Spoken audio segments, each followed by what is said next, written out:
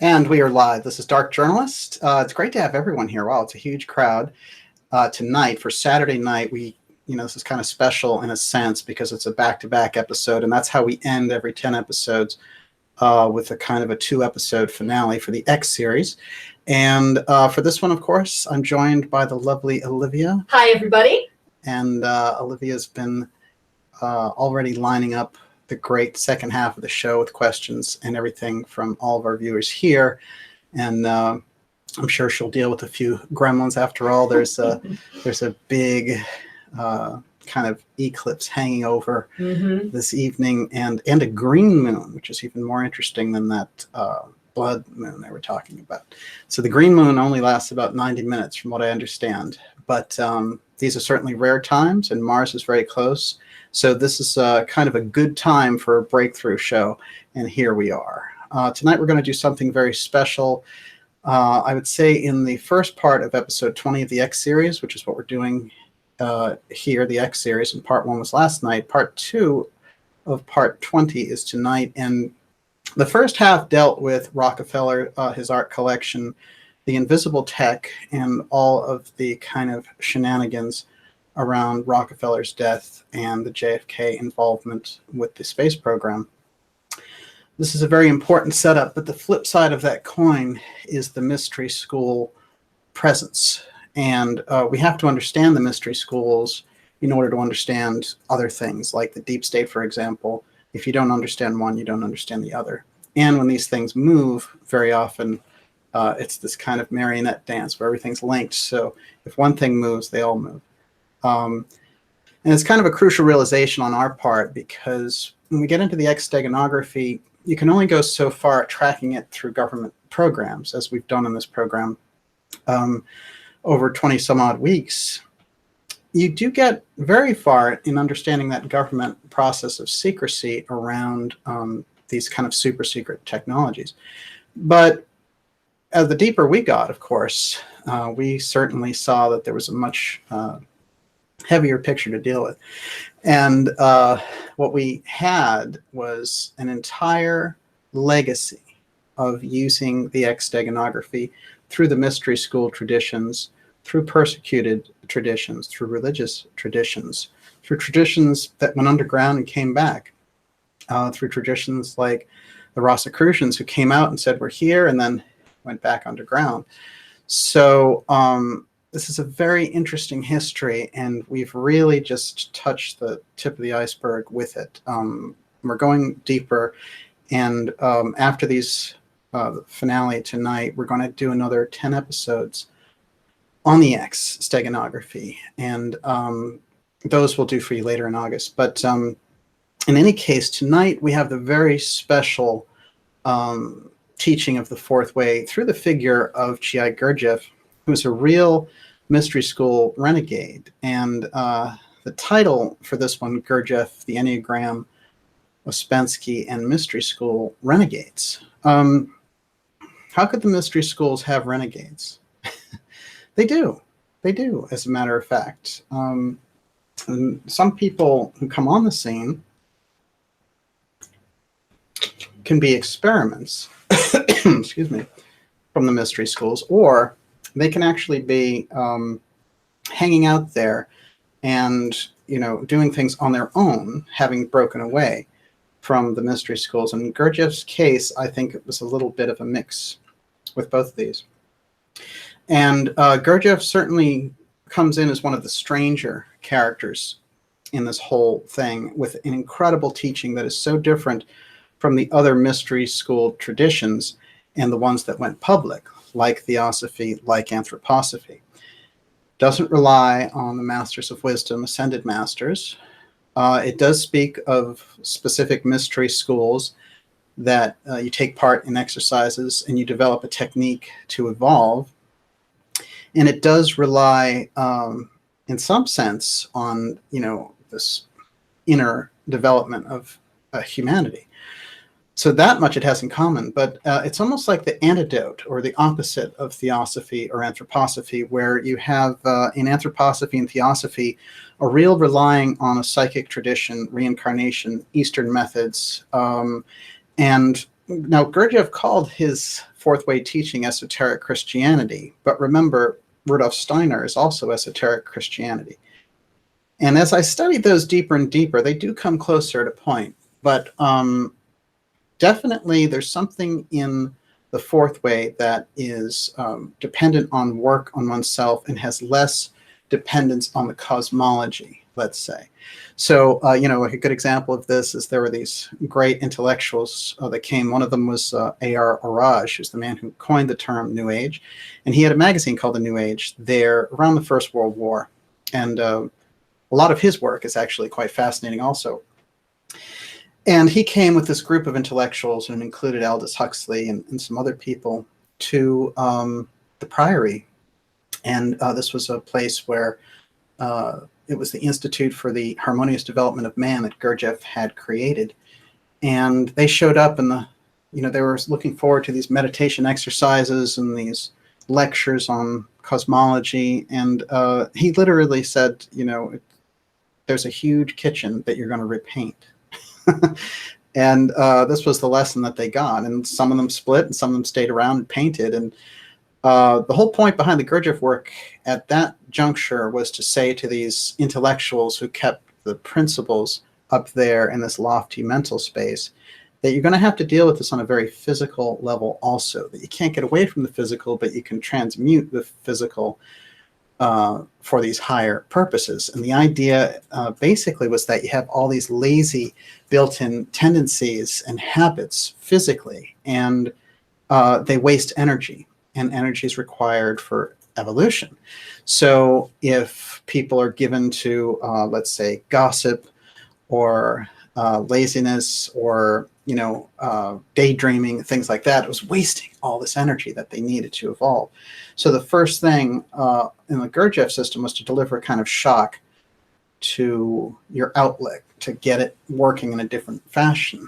And this work thing shows up again and again where you see some of the top people in the Gurdjieff groups were, mopping floors, painting things. He would do these whole exercises where people would put together these structures of rocks. And then as soon as they were done, he'd say, dismantle them, things like that. So there was a lot of physical activity that was meant to garner these higher states. And I can tell you, I want to share this with you, which is that I spent a lot of time working with Gurdjieff groups over the years. It has been a while now, but I remember in working with those groups who were working, some of them were from the Bennett tradition, some of them were from the Gurdjieff tradition, but they all relied very heavily on these movements, which became another aspect, which is this whole Gurdjieff dance aspect. But I can say from personal experience that having spent time with those exercises, they do transform your state of mind. I'm not sure exactly how it operates, and I'm sure Gurdjieff is going to give us the answers tonight. But let's go into his history a little bit. I did want to give you a heads up that this is one of those methods, like the Steiner method, where I've spent time with it, and so I've actually, I can give kind of firsthand testimony into the depth of the story. These are no fly-by-night movements. They're kind of in place to move the culture. And very often, they're set up to move the culture later. So in their own period, they do their work, but they're laying a foundation for what's going to happen for us here in the 21st century. And if we get a handle on it, a hook on it, we can set up the next century. And I think that's the way this chain works. But let's take a look at Gurdjieff's history and context. First of all, let's get a look at Gurdjieff. Very kind of charismatic figure. And he's a Greek Armenian, and he was really somebody who traveled a great deal in his childhood. And there's a lot of mixed stories about his childhood. But one of the things about where he lived there in Tiflis was that there were large military commands. So he would meet British, he would meet Americans, he would meet all these people. And so he got used to a variety of cultures right off the bat. But one of the things that stuck with him so much when he was younger was that the stories and the legends that his father kept, who was kind of a bard of these stories, the Epic of Gilgamesh and things of this nature. They kept as oral traditions, and they would use them as songs or whatever. And he was shocked when they actually found the literal Epic of Gilgamesh, how close it was to that oral tradition that his dad had taught as a child. So he was already awakening to these spiritual matters very young, but his curiosity ran incredibly deep, and he became obsessed with the idea that there were groups out there and schools out there that taught about the true meaning of life, man's place in the universe, and things of this nature. And he read a great deal about this lineage. And then over time, he decided to seek them out. One of the interesting things that happened to him, there's a book which is biographical about Gurdjieff called Meetings with Remarkable Men. And Peter Brook actually directed the movie version, which is quite good. And it's an independent film. And it covers Gurdjieff's life, and it really captures his youth more than his later activities in Russia as a philosopher and starting the Fourth Way series. One of these scenes is Gurdjieff, when he's about 10, he sees these boys heckling a Yazidi child who lives close by, and the Yazidis are this very interesting group who keep a very close kind of supernatural tradition in their work and in their among their culture. And we've seen them recently show up in the news being persecuted by groups like ISIL. And, they certainly have had this reputation of being scapegoated over and over again, but they're known to have these powers. One of the things that happened with Gurdjieff is he saw these boys taunting this Yazidi child, and they had drawn a circle around him, and the Yazidi child had gone into a trance when they drew the circle, and they knew that he couldn't get out, and they were just basically laughing at him. That's a shot of that from the film. And it struck him as very odd. He wanted to know what was it about the condition of the Yazidi that could put him into this state where they would do this. And he actually assisted in getting the boy out, and it's kind of an interesting chapter in his early childhood. But I would say experiences like this really led him into this search for his higher, a higher purpose. He really felt that human beings were living in a very small kind of mono channel of their lives, and he knew that there was something much bigger. And all of the traditions that he was seeking out were pointing back inside. So there was this great struggle where the people that he knew were striving for outward success, but he understood them to be kind of, maybe less than ethical or not really well-developed people. And so he set out on this quest to become a very well-developed human being. Oddly enough, one of the early things that we know about Gurdjieff's life is that he developed himself into a hypnotist, and he would cure people of addictions to things like cigarettes and alcohol and all that. And there's a shot of him from early in his life there doing that process. But I think he learned a great deal about the human psyche when he was embarking on this process. And I would say also that Gurdjieff is someone who seemed to be able to pick up almost any skill, and including carpet weaving, by the way, and adopt to it very quickly. There's something almost supernatural about the way he could adopt these different professions. And later we will see that he had a great deal of supernatural abilities on his own, and where he got them is certainly fascinating. He learned a great deal of them inside the mystery schools, of course. Now, during his quests, he will find a group called the Sarmoun Brotherhood after really these long quests through Egypt and through Central Asia. And the Sarmoun Brotherhood is a term that means beekeeper. It's an interesting tradition of bees that is about keeping the honey, keeping the wisdom for the ages and for future generations. There's a couple of these here. There's a bee tradition that shows up. Olivia, is my pen over there? Hold on. Sure. I've got it, actually. Beautiful. Excellent. Thank you. I got this one, but I'll use that one later. So there's this interesting X that shows up in this tradition of these bees. But just in general, I think this idea of the bee as the wisdom keeper is fascinating. And that's where we get the Sarmoun Brotherhood name. Earlier in Egypt, at Abydos, of course, there's that fascinating artistic stela. And what's interesting about it is, of course, it's got the very futuristic kind of helicopter stuff here. This is all very legitimate, by the way. It's part of a temple there in Abydos. So even though it looks science fiction, it is. But interestingly enough, as you have these kind of submarines and flying machines and all this stuff, and helicopters, we do see this bee hanging out back here.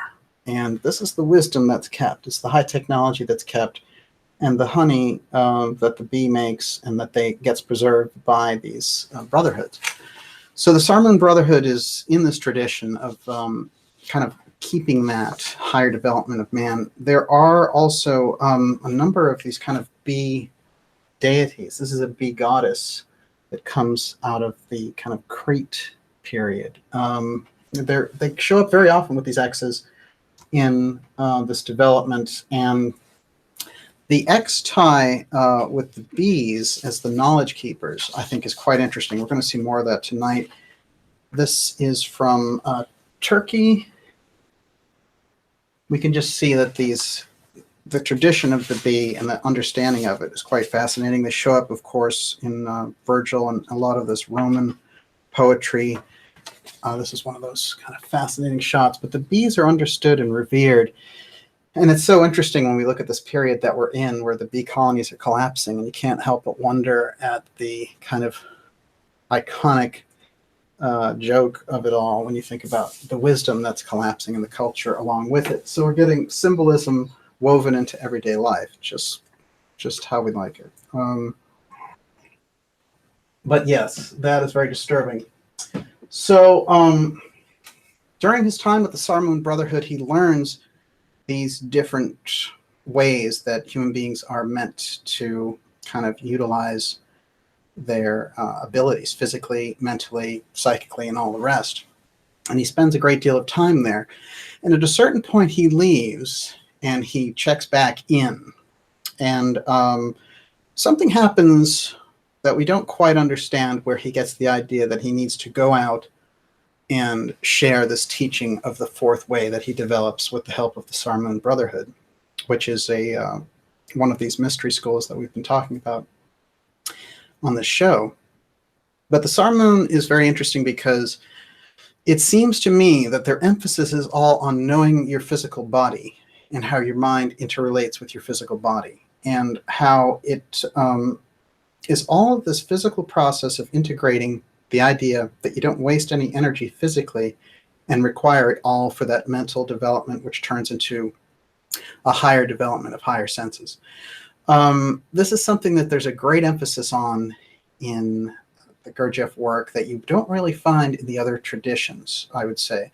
That is, the other traditions will encourage you to maybe practice meditation and maybe encourage you in other ways. But this real thing on not wasting physical energy, I think, is a unique trademark of what's going on here. So along the way, he meets the Russian philosopher PD Ouspensky. He goes to Moscow and he starts a little group around him of artists and sculptors, musicians. And there's a strange word out there. There's this presence here of this kind of fascinating Eastern master who is here in Moscow, and he's teaching this very odd thing. And he's taking on some, very interesting students. But it is all very much in a formative stage. And he, his Russian is, he speaks it unevenly with a Caucasian accent. So it's almost like, for us, it's some guy from the Bronx coming in and teaching this high philosophy with this really kind of New York accent. So there's a lot of colorful things that happen as he's there. Now, Ouspensky, who really becomes his main pupil and the person who comes out and feeds the world his story, because Gurdjieff's own story is not very widely known during his lifetime. And Ouspensky has a very unusual background. He's a journalist, a mathematician, and also somebody who has the same feeling like Gurdjieff. There's something much deeper going on, and that people are living in a kind of a dream world, and he's trying to get at what this is exactly. And he's also seeing the world being plunged into World War I right there in Russia, just previous to the Russian Revolution. And so there's a heightened anxiety, let's say, to this whole period, where Ouspensky's work now as a journalist, as he's taking on these stories, they're starting to hear more and more about the war, food shortages, and things of this nature. Ouspensky will write several books before Gurdjieff even comes on the scene. One of the books is called Tertium Organum, and it's one of my favorite books, but it's one of those, kind of higher mysteries, examinations from a philosophical and esoteric level. And it's very different than the Gurdjieff work, and it leans much more towards what we're traditionally talking about on this program, which is Theosophy and Anthroposophy. As a matter of fact, there's many quotes from Steiner and Blavatsky in the book to open the chapter. So that's how deep this is where he's going. But what he does is, while working at the newspaper, he sees something called The Struggle of the Magicians. And it's a strange little advertisement about something that's to come, about this interesting ballet that will open up all these secrets of the East. Now, he himself has just been to India, and he's been looking for schools, and he's heard about mystery schools and that they exist, and he wants to join one, basically, and get out of the rat race. But when he goes to India, he has some very unusual experiences, and it doesn't pay off for finding a mystery school. It's a very confusing thing. But what he does is he writes a series of articles, and those are picked up by his newspaper there in Moscow. And apparently, what I've figured out is that Gurdjieff and his group is reading them and thinking, this is a guy who can get our stuff out. So through one of his friends, they reach out to him, and he has this very unusual meeting with Gurdjieff. And Gurdjieff does a lot of things to almost discourage him from getting involved. He meets him in kind of a dive bar, and he's not trying to kind of recruit him openly, it doesn't seem. But then before the conversation is over, he turns to him and he says, if I were to understand, if you were to understand everything that's in your book, Tertium Organum, I should bow down before you right now. But you don't understand either what you write or what you read. This is fascinating to Ouspensky, who has a great intellect, and he is struck by the whole conversation. And he says he's right on the fence of saying, Gurdjieff, with his kind of unusual manner, and it kind of freaks him out at a few points, and also the weird things that he's doing, kind of having him meet in these loud cafes and like shouting answers at him or ignoring him, whatever it is. The strange manner with which he engages Ouspensky leaves him right at a point where he's like, either I'm going to be repulsed by this and get away from these people, or I'm going to really get into it. And he felt such a kind of a magical mysticism with Gurdjieff that he had to go for it. And it would prove to pay off, because as his life's work would become absorbed in these years that he worked with Gurdjieff. And it's how really we know Ouspensky, even though he had something of a reputation before, he was kind of walking in the footsteps of a kind of Russian version of a theosophist, really. So what happens is Gurdjieff starts to teach him this doctrine called the Fourth Way. I'm going to explain the Fourth Way briefly, and then we're going to kind of jump ahead to their discovery of the Enneagram. This is something which I think is really at the heart of the Fourth Way teaching, and something that everyone needs to discover a bit more to really understand how these mystery schools operate. Oddly enough, once in a while with the mystery schools, they can get hijacked just like anybody else. And you might remember about a decade ago, or even a little longer, when there was all these books about the Enneagram everywhere. And it was like, learn your type, the Enneagram, and like, you're going to get that job using the Enneagram and all this kind of thing. That's Gurdjieff's Enneagram that he brought out there in 1914 to the Ouspensky group in Moscow. And it went through many transformations for people to turn it into a sellable item. But hey, there it was. And it is interesting because Helen Palmer, who wrote the most compelling books on the Enneagram from that perspective, was very concerned that it was getting turned into this kind of like, game, it's like the video game of the Enneagram. But anyway, let's take a few more shots of Gurdjieff here. This is Gurdjieff arriving in Moscow. And he's already now in his 40s. He's already been through the mystery schools, and he's coming forward and recruiting Ouspensky ostensibly to help him create this, communicate this teaching, but he's doing it through this idea of this ballet called The Struggle of the Magicians. And it's so funny because, you know, this thing gets abandoned, but the struggle of the magicians becomes this theme throughout their lives. So it's very interesting that both of them kind of tuned into this. Gurdjieff bringing it forward, running an ad, Ouspensky picking up the ad years before, or at least months before he'd ever even met Gurdjieff. It's quite fascinating. This is Gurdjieff at work. And this is somebody who didn't, like, you know, sit cross-legged and try to get you to attain higher states or anything. Everything was work. Painting, sculpture, putting up buildings, tearing down buildings, you know, putting up props, tearing down props, whatever it happened to be. Everything in the fourth way is oriented around work. If you understand the concept of work in the fourth way, that's their spiritual point, which is evolution takes work, and that there's a certain kind of evolution that you and I have as human beings that will happen naturally, but it's not enough, and that in order to work at evolution and truly evolve to what we can be, we need to know how to work. And physically working is one of the first rules. So, you know, this idea of kind of laying back on it. And he said once, when Ouspensky said, "What's the biggest problem you're having with the students of the fourth way?" And he said, "The biggest problem is that they all expect roast pheasant to fly into their mouths." Roast pheasant is quite a fancy dish in those times. I think the idea basically is, you know, we're looking at something where they don't understand that there's work involved. And we see that so often now in the kind of Gaia flyaway type quick clickbait spirituality or clickbait disclosure that we see these groups offer. You know, it's just like your impatience is rewarded because, you know, you stamp your foot and you want disclosure now, and, you know, so you you get into these programs and all the rest of it. Or you paid your money for a weekend workshop, and damn it, you're going to get enlightened from it. 48 hours later, you're a disclosure master. But, you know, hey, this is the modern culture that we're in, so it's the nature of the beast. But again, work. If we want to understand the fourth way, we're going to understand work. By the way, Olivia, how are we doing out there? We're doing great. Excellent.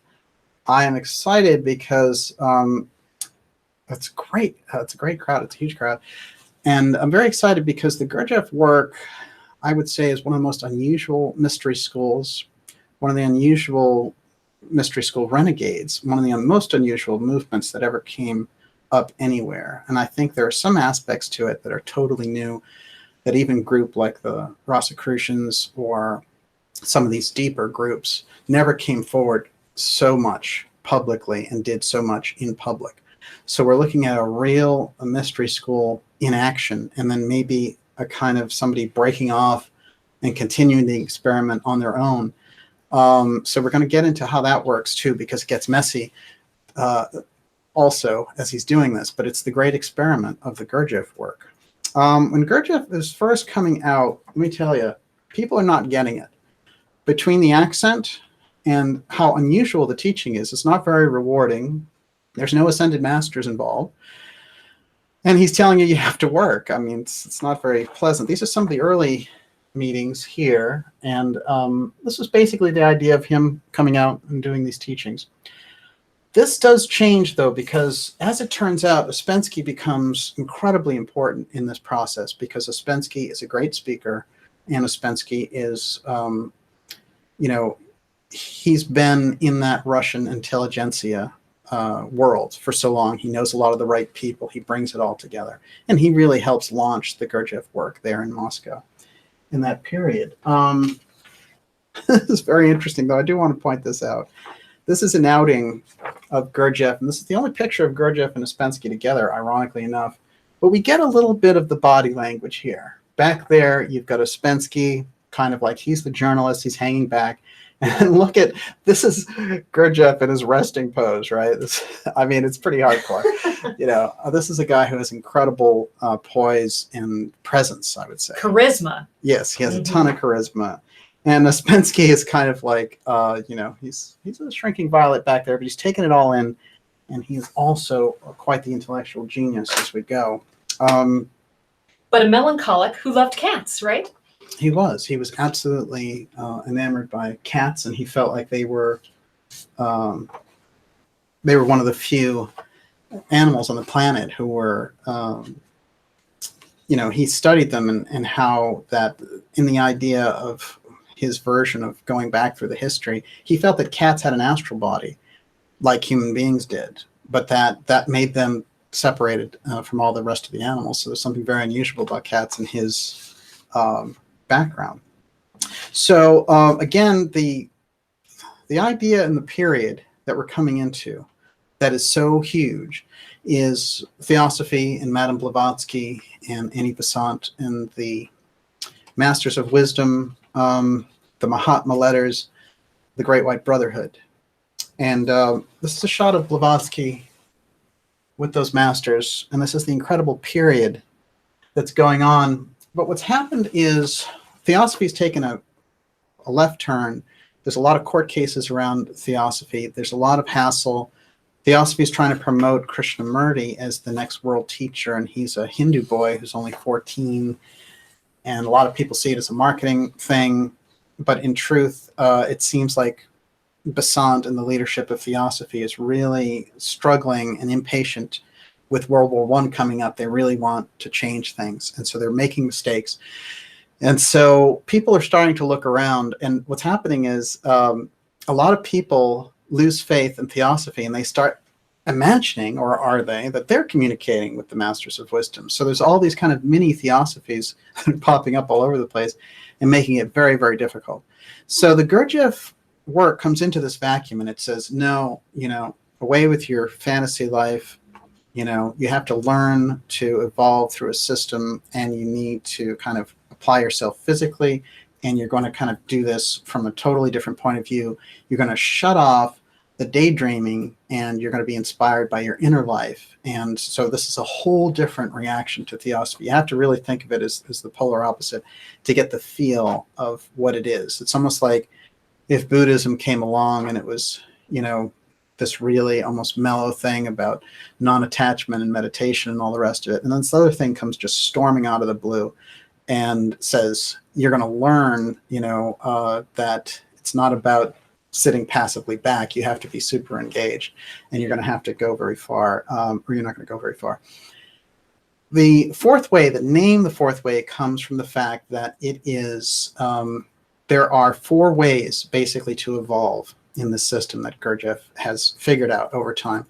And it's the way of the fakir, who are those people that you see walking on nails and really damaging their bodies, or standing on their tiptoes for 48 hours. And he observed them and all the techniques in India for years and wrote about it. So the way of the fakir is the way of struggle with the physical body, willpower over the body. That's one way to evolve, but it leaves many other things unchecked. That is, the intellectual development doesn't happen and all the rest of it. Then there's the way of the monk. So the way of the monk would be more devotional. This is about religious feelings, opening yourself up to God, accepting circumstances, accepting sacrifice. So I think devotion is that's the second way, the way of the monk. The way of the yogi is simple. The way of the yogi is all about intense knowledge, and the way of the mind, it is opening up those doors to higher mind and all the rest of it. But in each of these different cases, you can leave behind one aspect that's crucial. Like with the fakir, the monk might not learn what the fakir knows. The fakir might not know the devotion that the monk knows. And the yogi may not have the devotional aspects as much as he goes deep on the mental level and rises to higher mind. He might not have developed the religious feeling. So there are all these things are required. What Gurdjieff's saying about the fourth way is it's the way of self-remembering. That is, you recognize yourself and you recognize the world. And the great advantage that it has is that you don't have to go away to a monastery to study it, and you can only learn it in the activities of the life that you're in. That is, it has to take place in your public, regular, everyday life. And it's a series of, it's a system for developing a series of responses to the daily life that you're in and acquiring the energy for evolution, just like the monk, the fakir, or the yogi. So self-remembering really becomes a core piece of that system, and I'll go deeper into what self-remembering is. It seems to be a kind of a moving meditation. That's the way that I always saw it. Now, a crucial piece that Gurdjieff brings out is the Enneagram. The Enneagram comes directly out of the Brotherhoods, the mystery schools. And it is, in the way that they describe it, it is the crucial portion of the fourth way teaching. Let's take a look at it. And like I said, we all know that it got bandied about by that whole process where they made it into a game of choosing your type. But hey, listen, I always think there's advantages to that because at least people know what it is. I think that that's important, even if it was kind of like, dilutes the significance a little bit. That's the Enneagram. It's kind of a stained glass version. It's a 9-pointed symbol in a circle, and it is portrayed sometimes without the circle, and we're going to talk about what those differences are. I have a version of that here, and I also want to hear from everyone. We're in the question section of the things that have happened with people working with the Enneagram, because I always find that quite fascinating. That's the Enneagram without its other section, and this is how the Gurdjieff dancers move on it when we get into the movements aspect of the Gurdjieff work. And he said you have to think of the Enneagram as a moving symbol or you don't get it. It's not frozen in time. It's basically an electric symbol. Now, over time, I've found ways to kind of compare the full Enneagram with the one that we're looking at. And it seems to me that one is about kind of personal work, and the other one is about your work in the world. And if you can combine those two, basically, which is why I think the movements take place on that smaller version. The Enneagram has things that kind of remind me, when I look at it, of Rosicrucian style effects in it. One of the Rosicrucian X symbols here for humanity and the universe is being at the center of these influences. It seems to me that the Enneagram is this very advanced version of letting this out for humanity. Let's take a look, though, at... This is the original poster that was put together for the Gurdjieff work. And you can see this person, got two versions of this. I think this one's showing up okay, though.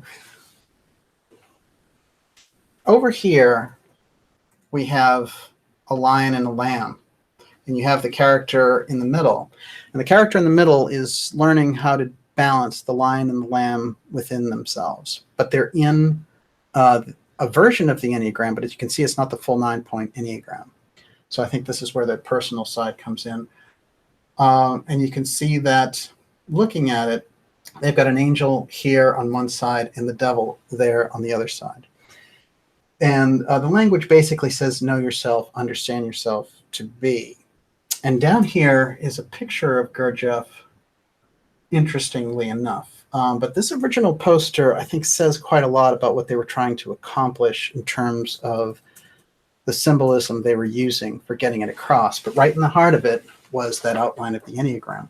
Absolutely fascinating.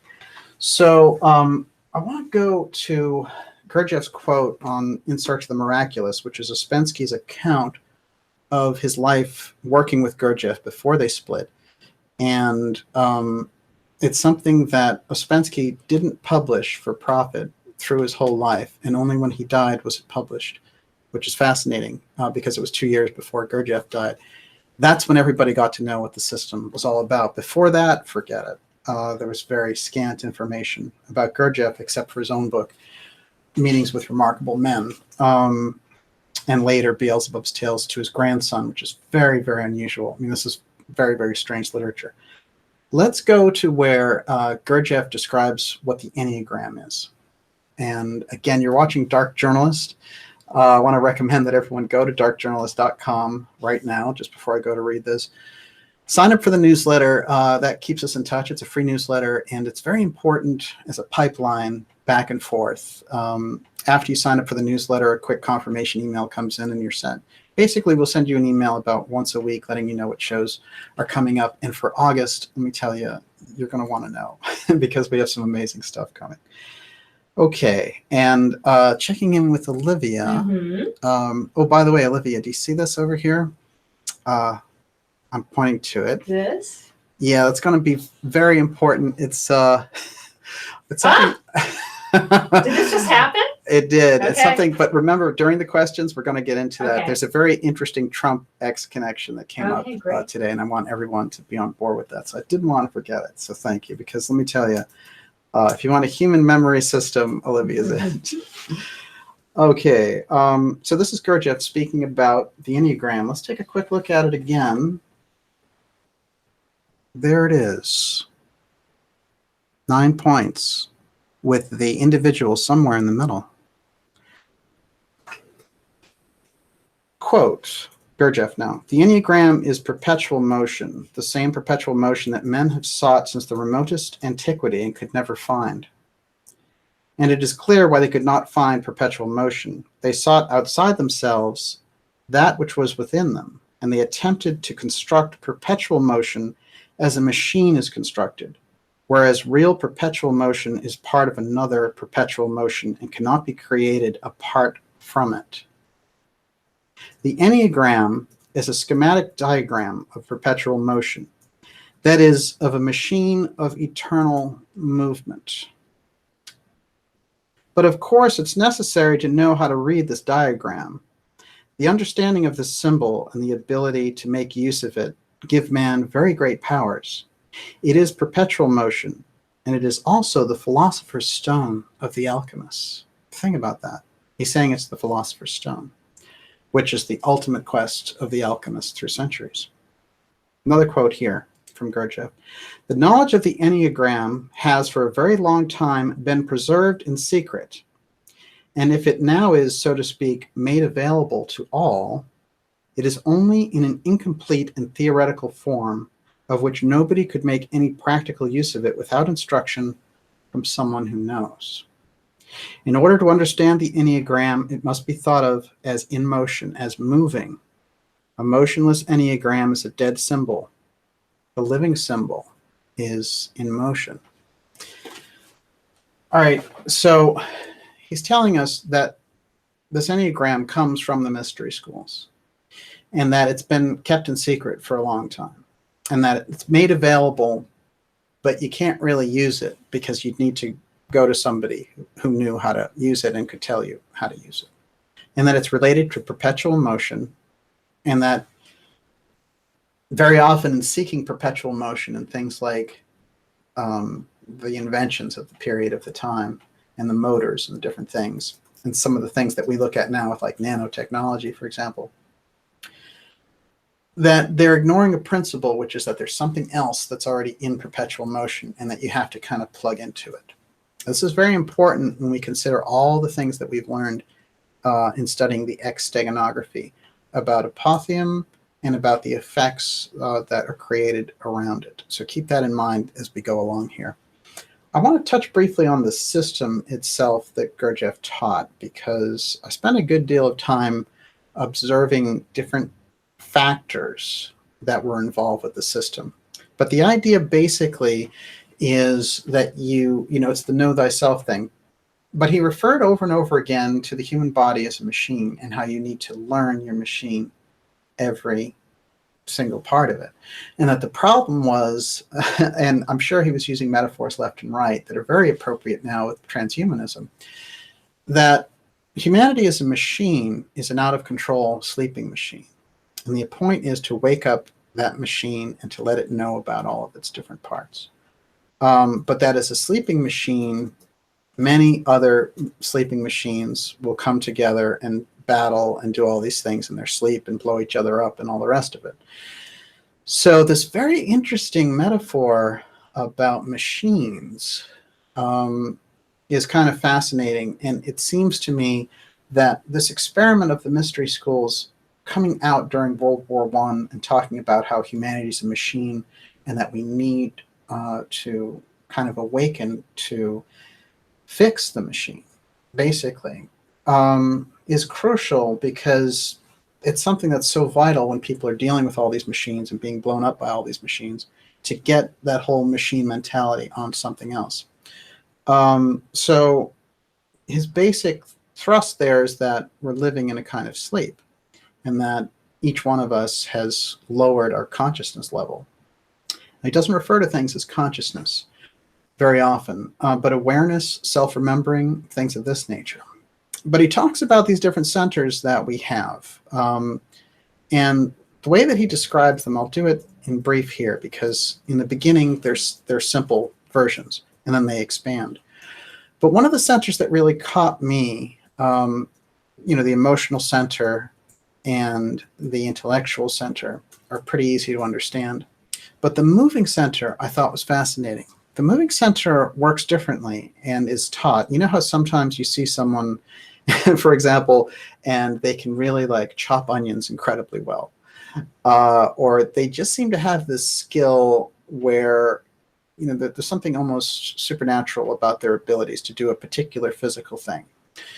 So they have a great moving center, and very often this is required in sports or athletics. But over and over again in the Gurdjieff work, you will find that a lot of the early exercises when people get on board is to get people in touch with that moving center. And it's not strictly about physical activity, but it's about the kind of habitual action that takes place on a physical level and bringing some awareness to it. I can think of a number of examples around this, but, very often when they teach people who are doing sports and baseball, they have them focus over and over again on, where the ball is going to be. And some of the great sports people have said, I skate to where the puck will be, and all this kind of thing. So there's a lot of mental preparation in good athletics. So Gurdjieff is kind of saying that process exists for everyone, and that we need to get mastery over that moving center. And he seems to prize this moving center so much. He talks about two accumulators that are in our system. They're energy accumulators. And the main energy accumulator is what keeps us alive, basically. The secondary accumulator is what we do with our day-to-day energy and activity. And there's a certain point at which they switch over when one is filling up and the other is filling up the other one gets down. So when we get tired, or whatever it happens to be. So as it turns out, these centers are quite fascinating, because one of the things that he mentioned about these accumulators that I found so interesting is that the accumulator that is keeps us alive is the one that yogis use to do all this kind of supernatural work in the mystery school type settings. When you hear about yogis levitating and all that, it's that they've learned how to use this deeper level of this accumulator. But there's a great danger with it, and it takes years to develop how to do that, because if you're working with that main accumulator and it runs down, then that's your life force running down. So in everyday life, we just work with the normal accumulator, and when that goes down, the main accumulator fills us up. It's quite a fascinating process, and when people get into the Gurdjieff work, I think looking into the accumulators and the moving centers will really give them a deep impression of the level of skill and knowledge that he has about blood flow, about nerves, about the way, almost like NLP type principles and the way that neurons fire. It's quite amazing. And considering the time period that he's talking in, these meetings are taking place in 1914. Let's consider that. I mean, it's quite remarkable. So what happens as we go along is Gurdjieff's developing these groups, and what will happen is really kind of high society people in Moscow want to join this group, people who are conducting symphonies and things like that, or really kind of big personalities, political personalities. And as soon as they get involved with the group, Gurdjieff will send them on some kind of errand. And it seems almost like a humiliation style test where they'll have to stand in a corner and beg for money when they're like, the head of the symphony or something.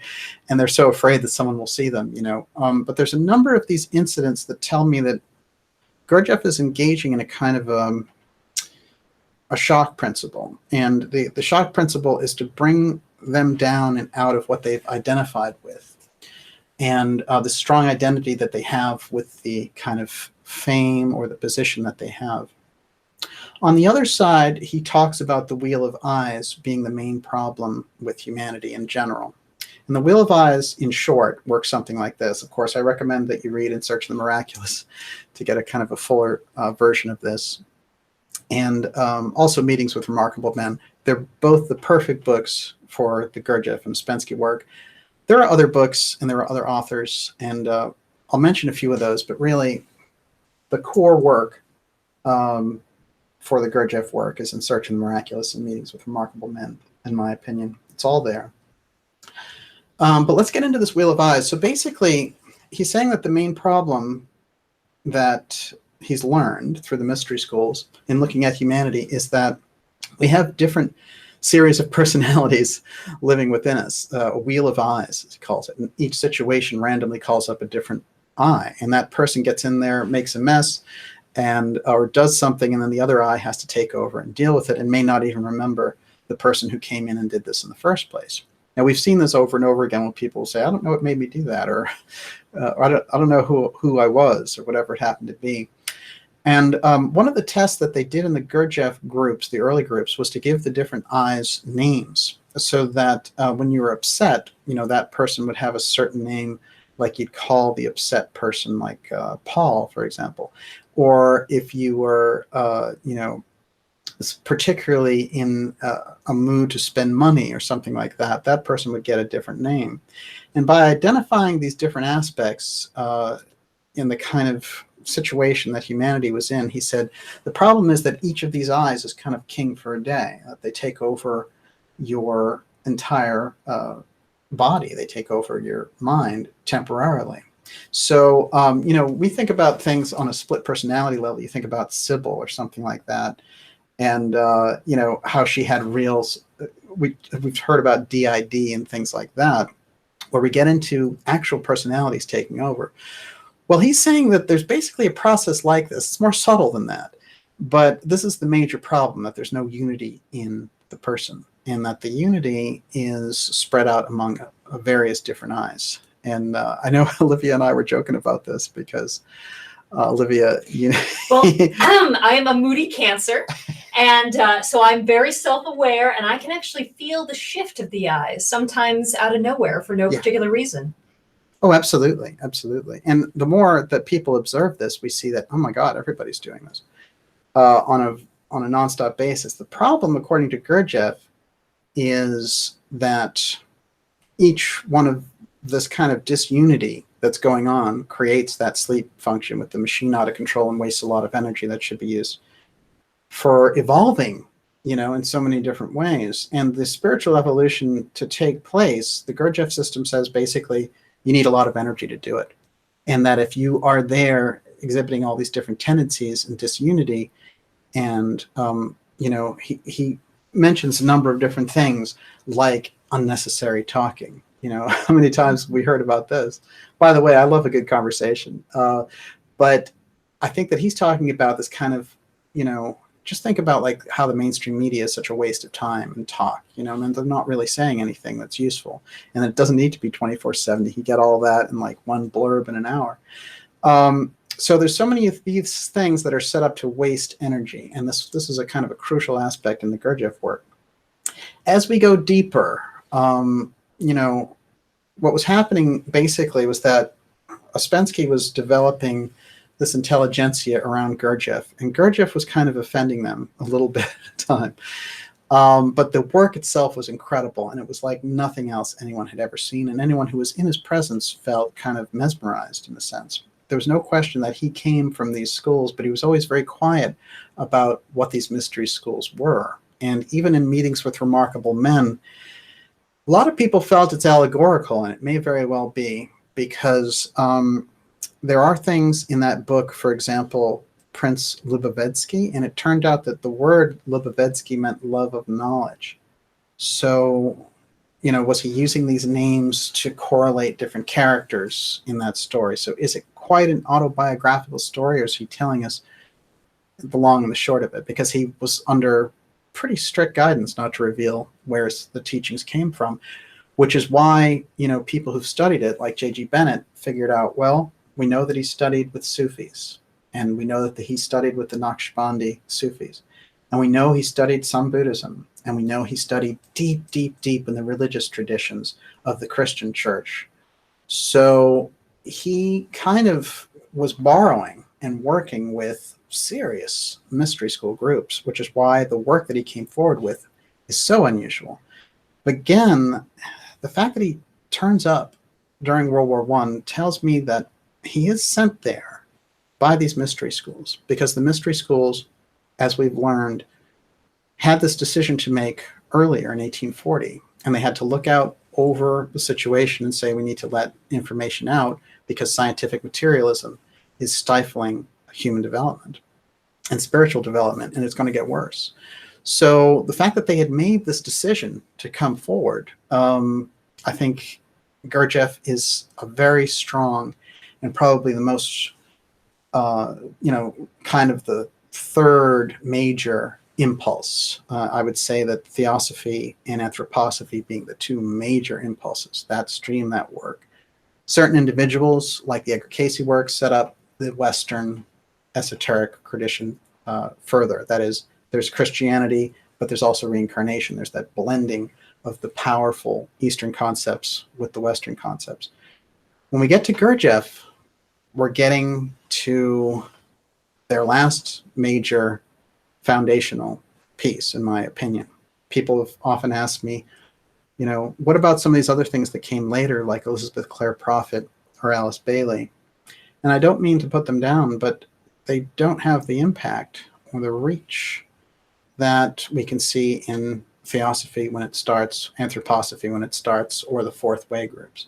These are really the foundations of what the mystery schools put out there. And there are offshoots, and there are times when these groups sit back and they watch to see how humanity will develop with the concepts they've put out there, because so many things are about experimentation and getting that right combination. So we see this pattern over and over again in ancient texts about, these incredible gods come and then they retreat for a while. They watch to see what happens. Well, the mystery schools aren't incredible gods, but they certainly are living with a kind of a higher version of reality, a higher knowledge about things. So I definitely believe that the Gurdjieff work comes into this. Now, I want to speak about Gurdjieff himself and the things that Ouspensky as a journalist attested to, so we understand that Gurdjieff did come from a mystery school, because miraculous things happened in his presence. As a matter of fact, one of the most amazing things is that Gurdjieff could project himself. That is, he could show up in different places at once. This is quite a trick. And somebody as sober-minded as Ouspensky witnessing this couldn't help but be totally amazed. I want to get to that story, actually, because it is quite miraculous. And I'm going to check in with Miss Olivia right now. How would you like to have me ask a quick question? That would be terrific. Okay, all right. Leilani G has been asking this for a few weeks now. Was Cayce influenced by the mystery schools, and did his path cross with Steiner? Well, it's very interesting because he did readings on Steiner's work. And very often people would come to him and say, like Steiner's Cosmic Memory, Atlantis and Lemuria book, real? And Cayce would say, well, it's real in as much as he's looking at the Akashic record and giving you his best version of what happened back there. I think this is important because a lot of it is how we feed the impression. When you and I listen to a piece of music, we might describe it differently. When Olivia and I see a movie, we might get a different impression of what it was, but we both seen the movie. So Steiner Cayce is attesting to the fact that Steiner can read these Akashic records, but what he's taking from them is through the filter of Rudolf Steiner. So in that sense, they had this kind of interrelation. And there certainly were many people who were Casey followers who are aware of Steiner, if you read a lot of the correspondence, for sure. Was Casey aware of the mystery schools? It's quite fascinating. Of course, he mentions in his readings the Great White Brotherhood, the Rosicrucians, some of those ascended masters like Saint Germain. And there's quite an interesting set of readings that deal with this. So there's no question. There's also this very fascinating story, briefly, about this figure with a turban who would show up over and over again in crucial aspects of Casey's life when he was under great stress or when he was being influenced in the wrong way. This figure with the turban would just show up and say things like, "You're being led by the wrong people," and just disappear, basically. So there was a master working with him. There's no question about it. And there was somebody deep in that mystery school tradition, but the esoteric Christian tradition, knowing Casey for sure. But it's so funny when we think of Casey as a Christian, because the Christians of his day wanted to boot him out of town because he talked about, ascended masters, reincarnation, meditation. They thought this guy was the devil straight up. So, it's interesting for us to look at, he was also a Sunday school teacher. So we have to kind of get an idea of Casey's life. It's loaded with these interesting challenges and contradictions. But I do feel that the tradition that we got from Casey is right in line with this mystery school rollout, because at a certain point when they decided, well, we're not going to work through Blavatsky, at a certain point they withdrew, and it seems to me they moved into this Steiner, Casey, Western esoteric tradition. Okay, so one of the interesting things, I'll tell you another quite interesting things. If you study those Casey readings, you will find a reading where Casey is speaking, talking about different things, and then he will say, this is Ouspensky giving this. Ouspensky was still alive. So it's the subconscious mind of Ouspensky speaking through Casey in one of those readings. In one of the books that Casey recommended, of course, he recommended books in trance for, so somebody came to him and said, what do I need, basically? And some of the people he recommended are quite interesting, like William James. But he recommended The Secret Doctrine by Blavatsky, but he recommended Tertium Organum, and he suggested in a reading that Ouspensky was a very major player in a past life, working as someone who kept the records in the Temple Mount. And there's all these strange numbers and illusions that come out. So there's no doubt that Gurdjieff and Ouspensky were these major players. But let's find out here about the miraculous. This is what, remember, Ouspensky was in search of as a journalist when he went to India. He was looking for the miraculous. His actual lectures were called In Search of the Miraculous. Interestingly enough, the publisher named this book In Search of the Miraculous after those lectures, but this book was called something else. His book on Gurdjieff was called Fragments of an Unknown Teaching. That's his impression. Gurdjieff's work is some strange unknown teaching from a very deep mystery school level, and it's a pretty advanced level because it still resonates so much now, but it's still very hard to understand what the core of it is, but it's incredibly practical at the same time. So the miraculous happens when Ouspensky's had some tension. He's starting to see through his teacher a little bit. It happens inevitably. And he's learned so much from him, but he's starting to see that Gurdjieff's doing things to make it difficult for the group. And it's excessively difficult, and he actually feels that he's playing people off against each other. And he doesn't approve, and he's starting to separate the teaching from the teacher, which is kind of a crucial stage that someone can get into.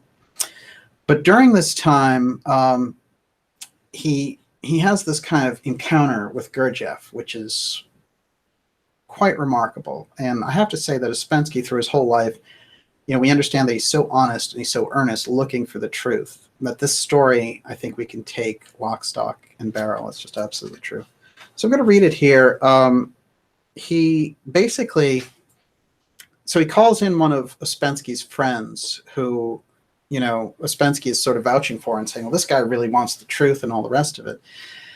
And so But Gurdjieff's saying, no, your friend is still lost. You know, he's lost in his image. He's identified with being this big political person, and he's not what you think he is.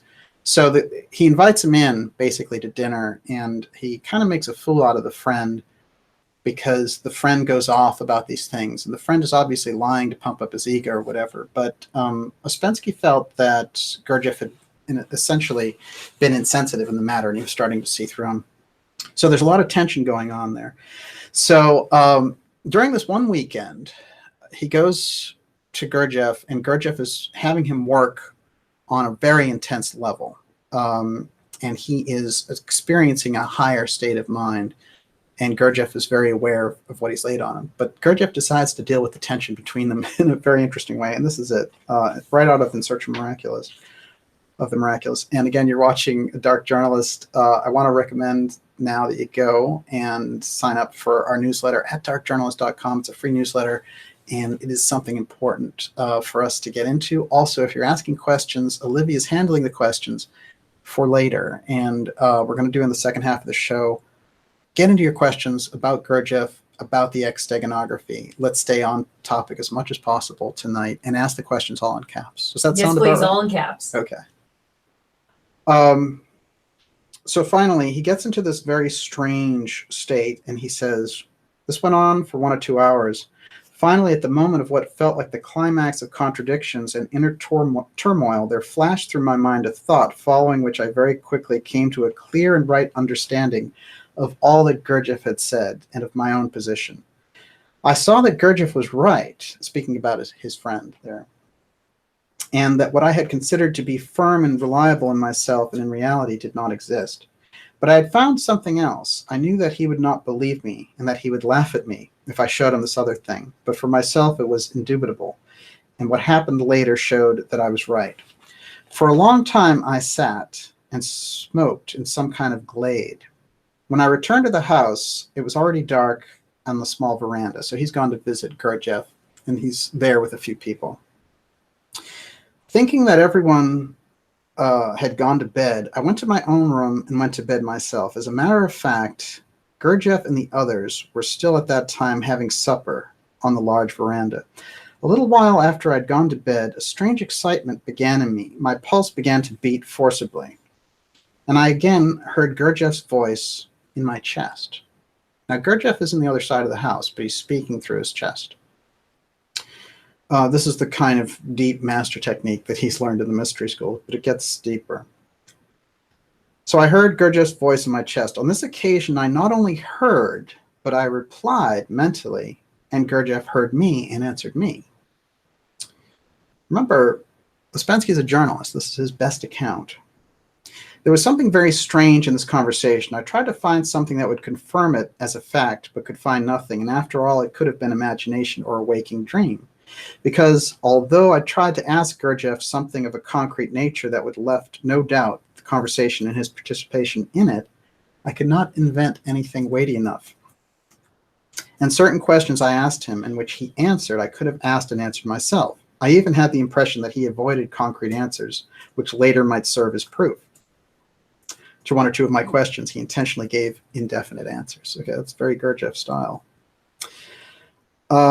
But the feeling that it was a conversation was very strong and entirely new and unlike anything else.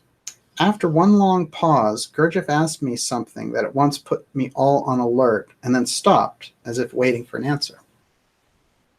What he said suddenly put a stop to all my thoughts and feelings. It was not fear, at least not a conscious fear, when one knows that one is afraid, but I was still shivering, and something literally paralyzed me so completely so that I could not articulate a single word, although I made terrible efforts wishing to give an affirmative reply.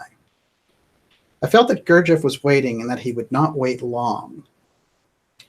Well, you're tired now, he said at last. We will leave it till another time. It's all telepathy, remember. I began to say something, and I thought I asked him to wait, to give me a little time to get accustomed to this thought. Another time, said his voice, sleep, and then his voice stopped. I could not go to sleep for a long time. In the morning, as I came out onto the little terrace where he had sat the evening before, Gurdjieff was sitting in the garden 20 yards away near a round table, and there were 3 other people with him. Ask him what happened last night, said Gurdjieff. For some reason, this made me angry, and I turned and walked towards the terrace. As I reached it, I again heard Gurdjieff's voice in my chest. Stop. I stopped and turned towards Gurdjieff. He was smiling. Where are you going? Sit down here, he said in his ordinary voice. I sat with him, but I could say nothing, nor did I want to talk. At the same time, I felt a kind of extraordinary clarity of thought, and I decided to try to concentrate on certain problems which had seemed to me to be particularly difficult. The thought came to my mind that this unusual state I was in might perhaps give me the answers to questions I could not find in the ordinary way. So he's in a totally heightened state from Gurdjieff communicating with him in this fashion. So they go through this whole interaction, and it gets stranger and stranger. And the impact of this conversation lasts for days. He walks around later when he goes back to Moscow, and he can see people's dreams as they're walking up the street. I mean, it's a completely metaphysical breakthrough for Ouspensky, but it's also very, very strange. One of the most unusual things in it, and I have a depiction of what happened here, which is Ouspensky is on this train going back to Moscow. And while he's in this, according to Ouspensky now, straight in Search of the Miraculous, Gurdjieff appears out of thin air and interacts with him and discusses things with him, basically manifesting himself. So Gurdjieff, obviously, with his mystery school training, has learned all these things which are so far beyond what we can even imagine. But we've talked about things on this program like apothea, when we were talking about invisible planes, when we're talking about the hat trick, when we're talking about pulling rabbits out of hats and the symbolism of the disappearing. So this quality of a deep, deep mystery school master being able to pop in and out of reality at will is documented now for us in the Gurdjieff work by the journalist Ouspensky. It's very powerful testimony, and it's in that book. And it relates very strongly to the things that we're talking about. Now, I want to mention someone else who experienced these very unusual qualities and talents of Gurdjieff, and it's J.G. Bennett, who taught the Gurdjieff work for many years, and he was a student of Ouspensky's predominantly, but when Ouspensky died, he went there and studied with Gurdjieff for a couple of years, and then Gurdjieff died. That's him with Frank Lloyd Wright, who was very acquainted with the Gurdjieff work, and he was a Gurdjieff student, as was Ida Rolf, if you're familiar with Rolfing. And I could list them on and on. There's a lot of incredible people surrounding the Gurdjieff work. One of them is Delcroze, and Delcroze is the same person in working with Gurdjieff. He's doing all of this dance and movement stuff. He's the same guy who develops eurythmy with Steiner. So we see this mystery school overlap with Gurdjieff and Steiner, again, coming from very, very different ends of the spectrum. But Bennett goes to the Priory, which is the Harmonious Development of Man house that Gurdjieff has set up in France, and he wants to become, a regular student of his. And he says, so Gurdjieff says to him, what do you want to do, and what can you do for us, basically?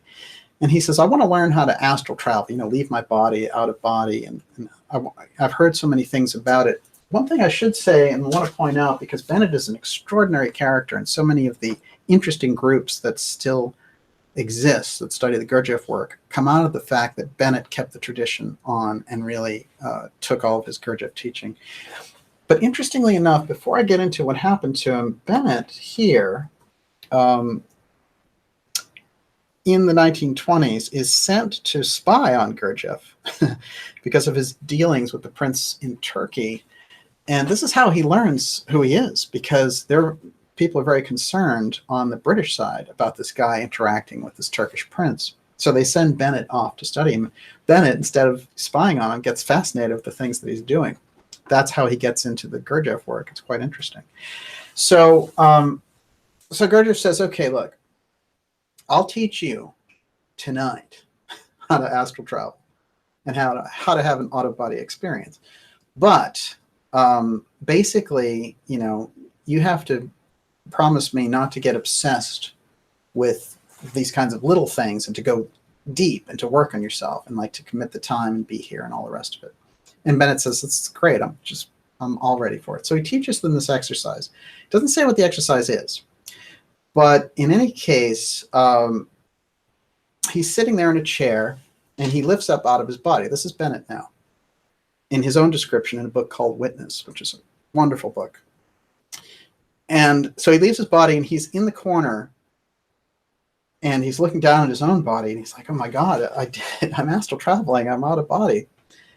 And he looks down and Gurdjieff comes in the room and looks at him sitting there. And then he looks up at his astral body and smirks at him and then leaves the room, just a little, you got your wish, and takes off. So Gurdjieff, in those mystery schools, not only learned the astral projection part, but he learned to see in a physical state when people were in the astral. This is quite remarkable. Can I hop into the question? A cult fan was asking, is this Gurdjieff utilizing a Apotheum?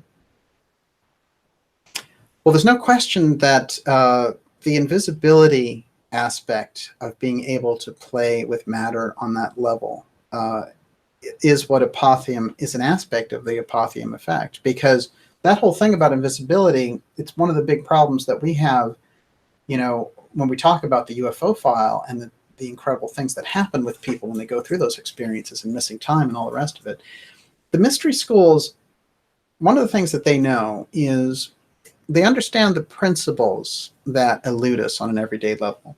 And what's interesting is what I find when in the Gurdjieff work is he's saying it's not so much that these things are hidden and out of reach of humanity. It's that humanity 9 times out of 10 proves not ready to take them on. And this is an interesting perspective because, we think so much about secrecy and things being hidden. And we know that the mystery schools certainly conceal things out of a kind of a protection things as opposed to obscure things from the level of like a government program hiding something for an advantage, for example. So, but it is quite fascinating when you think about it, because we're getting into a situation where invisibility becomes an aspect of something that the mystery schools, you can learn in the mystery schools. So what ability is that? It's not technological. It's drawing on something else completely. So it is quite fascinating. There's another interesting thing I want to say about Gurdjieff, now that we've talked about his really mystical powers. There's an incident where a group of students in Ouspensky are seeing Gurdjieff off. And this is also an In Search of the Miraculous. I don't have the page number handy, but it's in there. And as they're seeing him off, they see him transform physically into a different looking person. And what happens, oddly enough, and why he did this, is he has this incident where this journalist talks to this, what he thinks is this kind of oil tycoon. And he has this whole conversation going back and forth, and some very strange things come out of that conversation. But this shape-shifting quality with the ability to pop and manifest into any situation are remarkable, and if you think about it, these are things that are attributed maybe to yogis in the East, but you never hear about it in, you're not going to hear about Rudolf Steiner popping in out of thin air. I'm sure he probably could do it too. But we're talking about people who exist on a totally different level, and their relationship to their physical selves is totally different. I do know of a story when Casey was in a situation when a doctor who wasn't familiar with his readings was giving him a reading, and he had his hand over his body, and he said, up, and he was talking to his secretary or something, and the body started to raise up. So that's how suggestible Casey was. So there's something about these deeper aspects of our inner life and our inner energies, inner self, which completely scientific materialism has given up on 100% looking into. And that's a huge gap. And this is the gap I believe that the mystery schools were looking at. But wow, yeah, that's a great question. I'll take another question because I'm going to go right into the Bennett section. What? We have had so many conversations about Gurdjieff, and I don't know the answer to this one. JJK is asking, what were Gurdjieff's thoughts on death? Well, it's very interesting. I first discovered Gurdjieff now maybe when I was 15 years old. And what I heard about him was that one of the things that he did with his students was he prepared them for to have a conscious death when their time came. And I thought, that's such an unusual thing. This is my first introduction to it. So his thoughts on death were basically that you needed to take all the time, that death should be the major motivator for helping you evolve in this life, and that wasting time through unnecessary things, complaining about things. One of those centers, if you go into the centers of the Gurdjieff work, one of the centers is the negative center. And he always said it was artificial. So that generation machine, when we see so many people fighting it with, positive images, tapes, and all the rest of it, it's something that was inherited through years and years of evolution, but it's not a natural center to the human being to be negative. So it's completely, in the Gurdjieff work, you spend all this time suppressing these negative emotions. And a psychologist would say, oh, if you suppress your negative emotions, you're going to have problems and you should let that out. Well, I think we can all agree there's some truth to that. But also, if we think about it really, how are you ever going to get a handle on the negative emotions? So what happens is, in the Gurdjieff work, you apply almost a series of artificial things to get you into a different pattern, because you can change the way in the Gurdjieff work your machine works. I also want to say that there's something in the Gurdjieff work called the formatory apparatus, and this is a big problem in daily life, because the formatory apparatus is something deep in the psyche and deep in the mind, which is a function of the mind in evolution over time having to make quick decisions about things. So people size up somebody and make a quick decision about them or a situation, or call somebody something.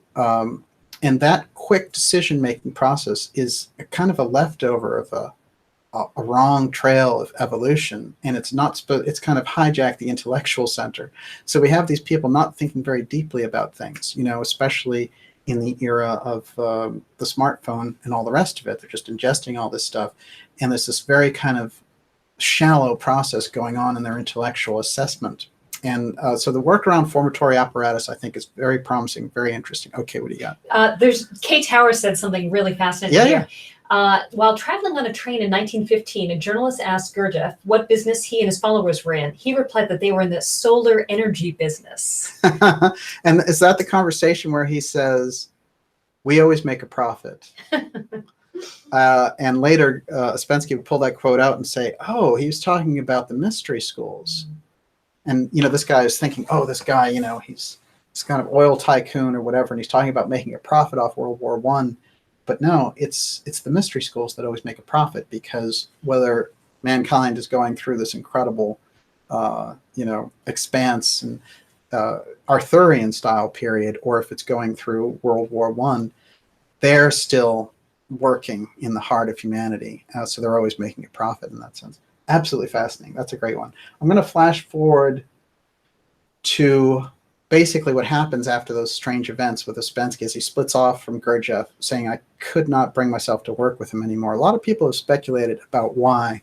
And at one point, there's a book called Talks with a Devil, which are a series of short stories that Ouspensky wrote before he met Gurdjieff. But in the opening, there's an opening intro there by J.G. Bennett, who said that Ouspensky took him inside and said, because Bennett was like, why don't you just work with Gurdjieff? Everybody wants to work with him. He's even more popular with your students than you are. What are you going to do? And Ouspensky said, look, if someone you knew ethically, did something that was just over the line, then, and it was like a family member, can you imagine the emotions and the things you would feel about it? So this was the problem in Ouspensky's head. And it turns out, probably 90% probability that Ouspensky found out that Gurdjieff was spying, and that Gurdjieff was a spy. And this bothered him tremendously, because he felt it did not equate with this kind of spiritual work that Gurdjieff was trying to do. Now, we have to remember that Bennett just first discovered Gurdjieff because he was spying on Gurdjieff. So there's something political in all that. But we've seen these kind of intrigues before. Gene Dixon with Richard Nixon, with the Reagans, giving him this kind of spiritual advice. Certainly in that period, Rasputin and the czars, this is an incredible thing that happens. And so Ouspensky, though, had a real tight ethical sense, and the fact that Gurdjieff would be spying, probably against the British, would be my guess. And they did, in fact, boot him out of England at a certain point. So there's probably some truth to that. So this is where a lot of their skirmishes came from. But fundamentally, I think at the end, there's this weird reconciliation, because although they didn't reconcile themselves, when Gurdjieff got the book, In Search of the Miraculous, which is such a journalistically tight version of Gurdjieff's work from 1914 to 1922, he said, Ouspensky is a good journalist. Now, that's such a high compliment from Gurdjieff, because Gurdjieff really, really felt that journalists didn't do their job. And for him to give him that kind of thing, he said, look, that book, he recommended the book. He said, that is exactly what happened. So he felt that the record, the incredible memory that Ouspensky gave to that period was stunning. But they had an incredible split there. And Gurdjieff went his way, and he developed all these different unusual things. One of the things that he did was he created this whole dancing troupe who would dance the Enneagram. And they would apply these movements, which were these higher movements. Remember that perpetual motion thing? Well, we start to wonder, Olivia and I a little while ago saw these whirling dervishes over at the Harvard, in one of the theaters there, and it was an incredible thing to witness, if you remember that, Ms. Larry. It was hypnotizing. Very hypnotizing, and they're kind of in an altered state, and it makes you in an altered state. And I remembered even in the work that I did with the Gurdjieff groups, when I worked with them and spent time with them, those movements that I learned around that atmosphere. And there are people who've worked much longer and deeper than I did with them.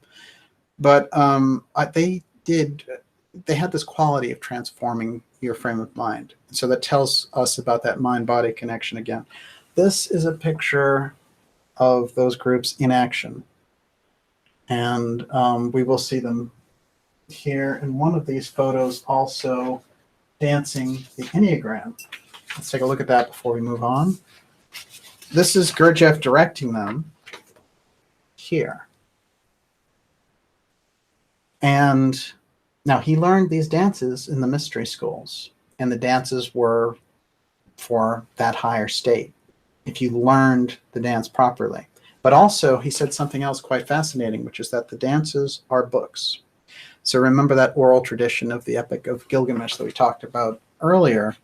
Well, he understood that there were many volumes of books in a particular dance if you knew how to read the dance. So this is how these traditions kept the mystery school teachings alive, and that is them dancing the Enneagram.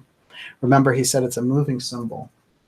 And so something that in our time, in our market crazy culture, in our clickbait culture, we turned into a learn your types game to get a better job. Mystery schools gave us for a very, very different reason. We have to keep that in mind. So there are people who feel that, one of the things that there's so much to his teaching, and I'll be happy to follow it up in another show. But I think we get kind of a feel for that Gurdjieff movement and the teachings. And there's so much there that I recommend people really, there's so much value in it. Practical value as well, not just theoretical. But there are people who felt that one of the things that Gurdjieff had said that he would kind of rank himself by, which is that in order to kind of move up to another level, the teacher needed to put a student in his place. So that he would rise a student up to his level, and then he could move on to the next level. And they feel that with all the different people that he worked with, Ouspensky had the greatest potential, but that split that they had ruined that possibility. So it is quite fascinating when we think about it. Gurdjieff, at the end of his life, he did, he's had a series of hardships, and his work output suffered. And when Beelzebub's Tales to his grandson came out, which, by the way, Beelzebub is a space traveler who takes his son to Earth periodically every few thousand years to observe the three-brained beings. It's quite an unusual allegory story, and it's kind of like his James Joyce story. Meetings with Remarkable Men is a lot easier to read, but boy, Beelzebub's tale is really quite remarkable. This is Gurdjieff at the very end. He had accomplished so much. He had brought the fourth way to the West. He had brought the Enneagram through. He had given us the great teaching through Ouspensky and worked with J.G. Bennett, who would give us so much over the years. But did he accomplish what the mystery schools set him out to do, or did he break off from the mystery schools and do things his own way, and was that the problem? It's hard to say, but he brought from those mystery schools those great teachings, and he spent his last years in France, and in fact recorded incredible music on his harmonium, which I have those, and let me tell you, the songs are beautiful. They're just recorded simply with him and his harmonium playing. And there's incredible music that he composed, he called objective music, with Thomas de Hartmann, which is also quite remarkable. And whenever someone does a good documentary on Gurdjieff, you might hear that piano kind of in the background setting the tone. Quite remarkable. Gurdjieff brought in incredible people like Ouspensky and like Bennett. Bennett would go on, and in Sherborne and in Virginia, he would create these intentional communities. And when people would say, you know, it seems like some of these movements from this period, like the Gurdjieff work or like Theosophy, have really fallen by the wayside. Are you worried about the information getting lost? And he said, well, Gurdjieff said to me that the movements that come out of the mystery schools are like seeds, and they're not meant to be any kind of institutional structure that goes on over time. They're about small groups of people getting together and making an impulse into the larger society. And so the goal isn't for them to kind of survive in perpetuity. It's more about making the impact when they hit. So with that, I think we can call Gurdjieff incredibly successful in terms of transforming so many people. And the Bennett work, of course, you know, is a whole kind of more modern chapter, considering this work took place at the beginning of the 20th century. In Bennett's work, largely in the 70s, 60s, 70s, and 80s, really. And people like Robert Fripp, the guitarist, worked closely with the Bennett schools, learning this technique. One other thing I want to mention that I always dig up interesting things when I do my research. This is Gurdjieff's driver's license, the real thing, from France in the late 40s. But wow, there he is. Yes, the master driving a car. Go ahead. Everyone's really curious about the music, and they want to know how they can hear it. Well, if you come over to my studio, I'll play for us tons of it here. No, I would look up Thomas D. Hartmann, Dehartmann, and you can buy them any good music outlet or Amazon or something like that. But yeah, remarkable stuff. It's beautiful music. It is. And for any of you body workers in the audience, it's wonderful for something like massage or yoga or even meditation. It really sets a tone. Yeah. Well, I've had it that way. It's something really transformative in the music. So I think how I would leave it is this. The mystery schools in the work with Gurdjieff, we can look at the fourth way teaching as really saying, look, we let out the work through Annie Besant. We let out the deep teaching through Blavatsky and Besant and Colonel Olcott, who's here. People took it so far, but World War I hit, World War II hit. So it seemed like it did cause a lot of people to go off on this ego trip to say, like, I'm in touch with the Ascended Masters, or, whatever it happened to be. And I think that the corrective was the Gurdjieff fourth way work, which said, yes, you can have, there are these mystery schools that are guiding humanity's destiny, and you can have that evolutionary future, but you need to work for it. It's not something that's going to just be given to you because. So the work was very important. And one of the things that the Gurdjieff work really specifies is that your level of being, your level of knowledge has to be commensurate with your level of being. So that your actual knowledge, if you're some scientist who just has a great mind for making atomic bombs, you can still be on the evolutionary scale completely undeveloped because your level of being isn't developed.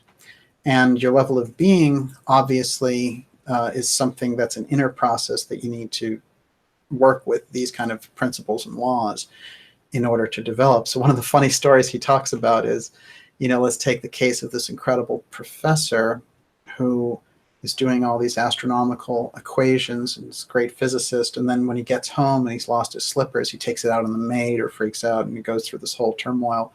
And he said, we can't call somebody like that evolved, it's a kind of a mismatched thing. So then in their system of the fourth way, he's saying, look at all these machines developing and using these different centers. And what's really the thing that they've developed? It's the atomic bomb. And so we have to be very careful how that evolution proceeds. If it's imbalanced, if it's still working with this kind of greed intellect, then that's what you're going to get. And we're going to get lots of mad machines fighting each other. And that's not the future that we want. So the Gurdjieff teaching, very different.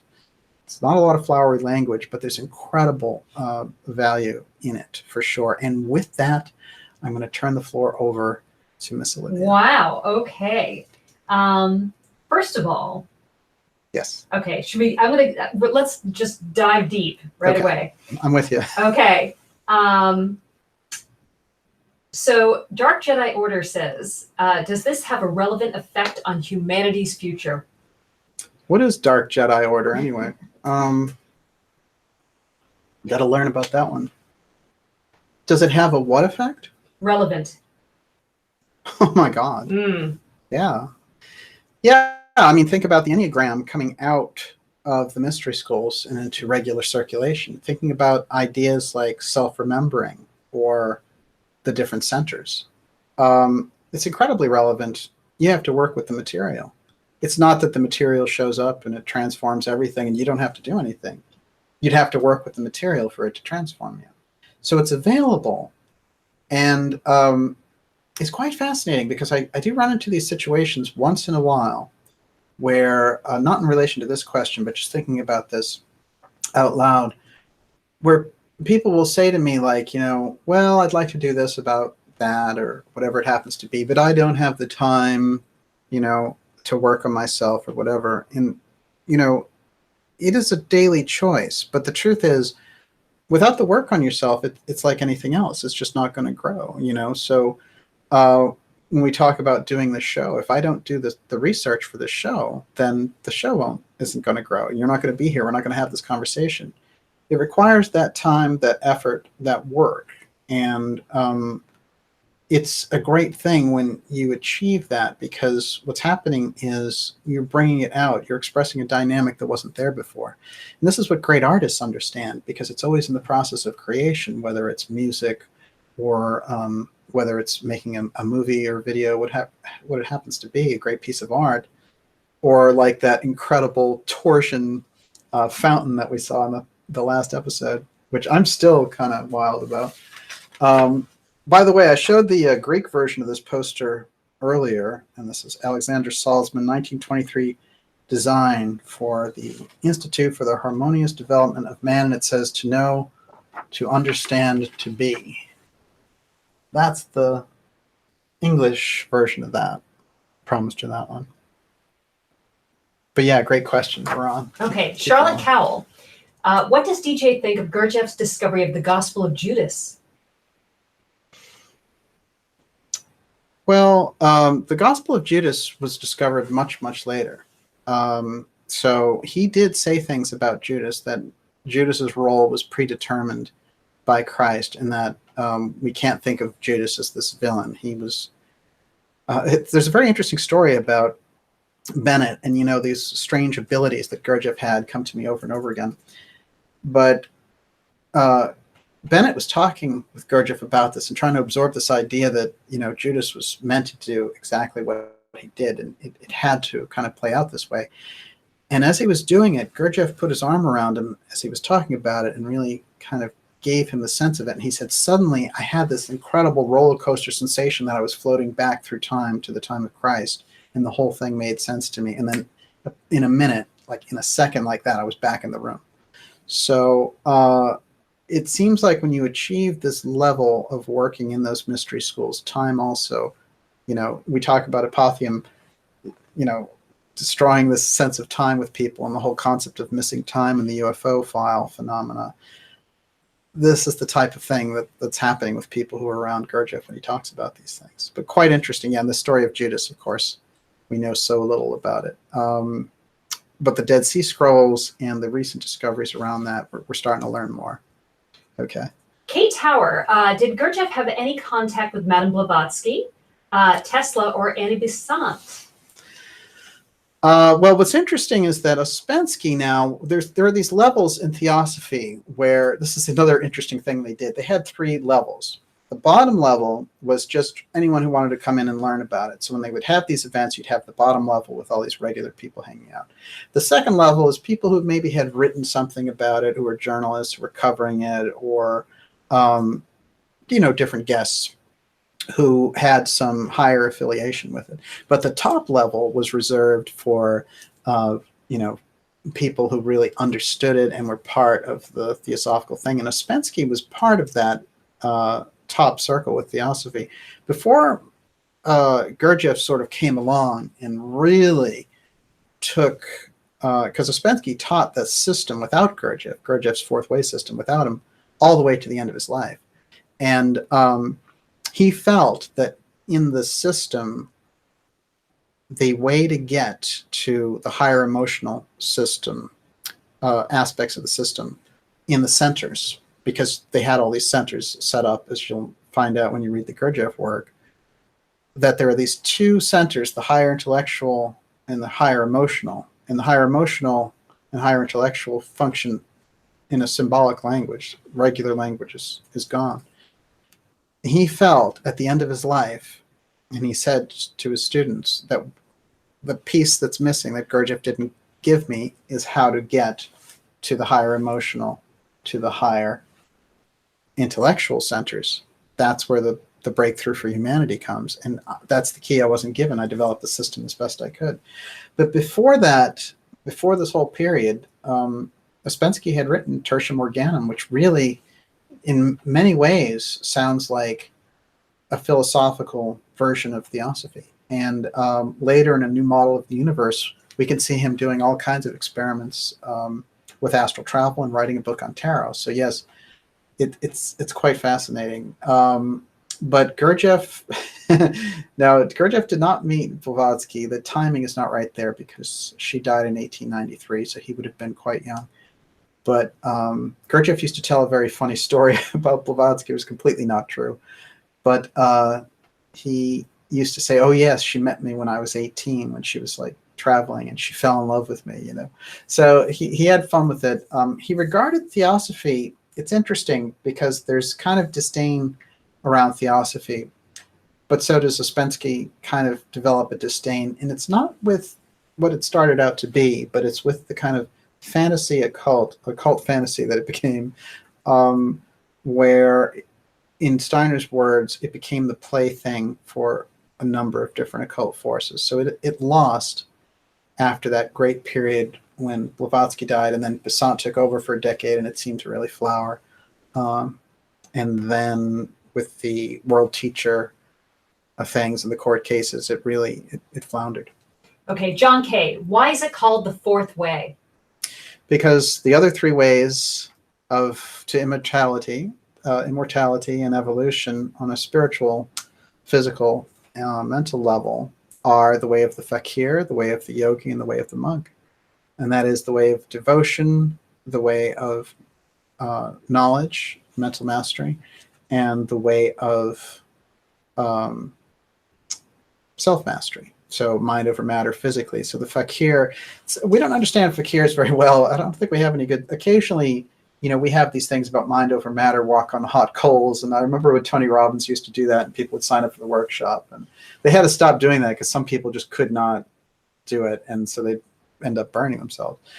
But the mind over matter thing is very important. And we don't think very much about suffering in society. Everything is to make you comfortable so that I can sell you more products and all the rest of it. And there's nothing wrong with being comfortable, but I feel that we have to be careful about the kind of pampering of society. That's never a good thing.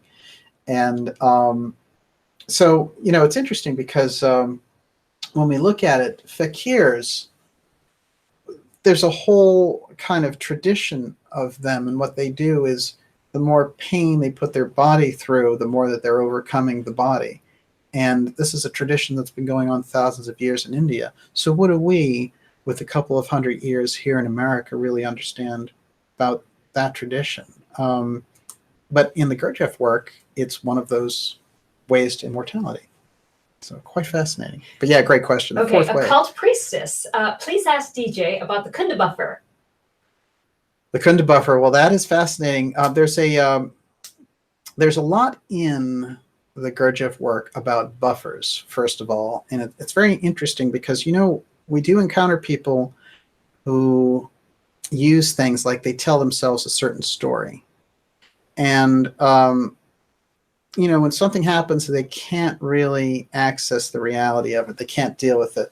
They employ a buffer. And we've all done this. We all have it. As a matter of fact, Gurdjieff said that we have to become aware of buffers, but we never want to dissolve them completely, because if we do that without the person being prepared for it, it could completely dissolve the personality structure, which is a disaster. So we don't want that to happen. But what I think is interesting is the Kunda buffer is this very unusual quality, which is tricky because in a sense, it makes us see everything upside down. And there's no question that what Gurdjieff was doing, employing the term Kunda, was he was drawing on the Kundalini craze that's going on with Theosophy. And he's saying, hey, here's my version of Theosophy. Try this. The Kunda buffer will make you see everything backwards because it's kind of a humanity. It's one of the defects of humanity, basically. So we see things as we want to see them and not as they are. And this is a very interesting piece of the Gurdjieff teaching, which is that most of the problem that resides in our human evolution is the mental relationship to the physical relationship, and that the mental is off doing its own thing. So there's this fabulous story that comes from the East, which is the situation of humanity is this, that there's a driver who is asleep, and there's a horse. There are these horses in this carriage. So it's the horse and carriage metaphor. The driver's asleep, and the horses have blinkers on. And that the person in the back, who is the master, he's yelling to the driver saying, hey, wake up. And so the whole thing is kind of swerving out of control. That is the state of humanity, according to the Gurdjieff system.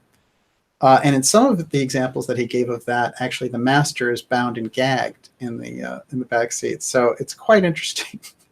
But a great question. And of course, there's a lot that there's so much we could talk about with buffers and the Kunda buffer. I can tell that we're going to come back and talk more about the Gurdjieff part 2, but give me more questions, okay, please. 48 Tom W says, the way of the monk is asceticism, which is passive, which leaves one vulnerable to the forces of the moon. Could you go into the moon in Gurdjieff? Well, it's interesting. In the Gurdjieff work, it's fascinating because you're under a series of laws, and this is the nature of the problem. There are too many laws in your normal state of kind of sleepy, unspiritual, unawakened quality. And I don't mean politically awakened. I mean in a spiritual sense, because politics always changes, and you're awake one minute and asleep the next. So in the ordinary conditions of life, if you're not aware of your machine and the way that it works and the way that your evolutionary possibilities are, then you are under excessive amounts of laws. And the more that you study yourself and the more you get sort of free of those different laws, the easier it is for you to have control over your own expression. So very often they talked about, well, the Gurdjieff system seems to you to want to not express your emotions. And what Gurdjieff had to say about that was that, no, it's not that. It's that basically you want to stop their involuntary manifestation. So you want to be able to exercise certain things, like anger, like sadness, or whatever it happens to be. But their involuntary manifestation is something that goes again to what you're able to choose. So rather than the emotion choosing you, you choose the emotion. That would be the good way to sum it up. Something very specific about the moon that he put forward, though, which I think is amazing, is that the moon, when we're in that sleepy state, he said humanity becomes food for the moon. And when they were talking about World War I, it was fascinating because he said basically the moon is cleaning up because the moon in our interaction with it has us functioning under excessive laws because of its power here on Earth. So one of the things in the Gurdjieff work is you need to get beyond this influence that the moon has. So it's quite remarkable, and it's deep. It's a deep teaching. And let me tell you, you won't find it. It's not in anthroposophy. It's not in theosophy. It's totally unique. And over again, we find that in the fourth way. Food for the moon. Just keep that in mind, especially with this eclipse and green moon going on. That's quite an appropriate question. Okay, Olivia. Okay, so Troubadour 2 says, about the fourth way, Gurdjieff said, quote, I don't know what you know about Christianity, but for the benefit of those who know already, I will say that this is esoteric Christianity. Yes, he did. Mm-hmm. Go ahead. And Tricky Vicky says, I'm studying esoteric Christianity, and it's very involved in numerology and astrology, and regular Christians have no idea how many ancient truths have been purposely withheld from them. No question. Well, let's take Origen and writing out in, I think it's the 3rd century, writing reincarnation out of the entire Christian theology. That's a problem.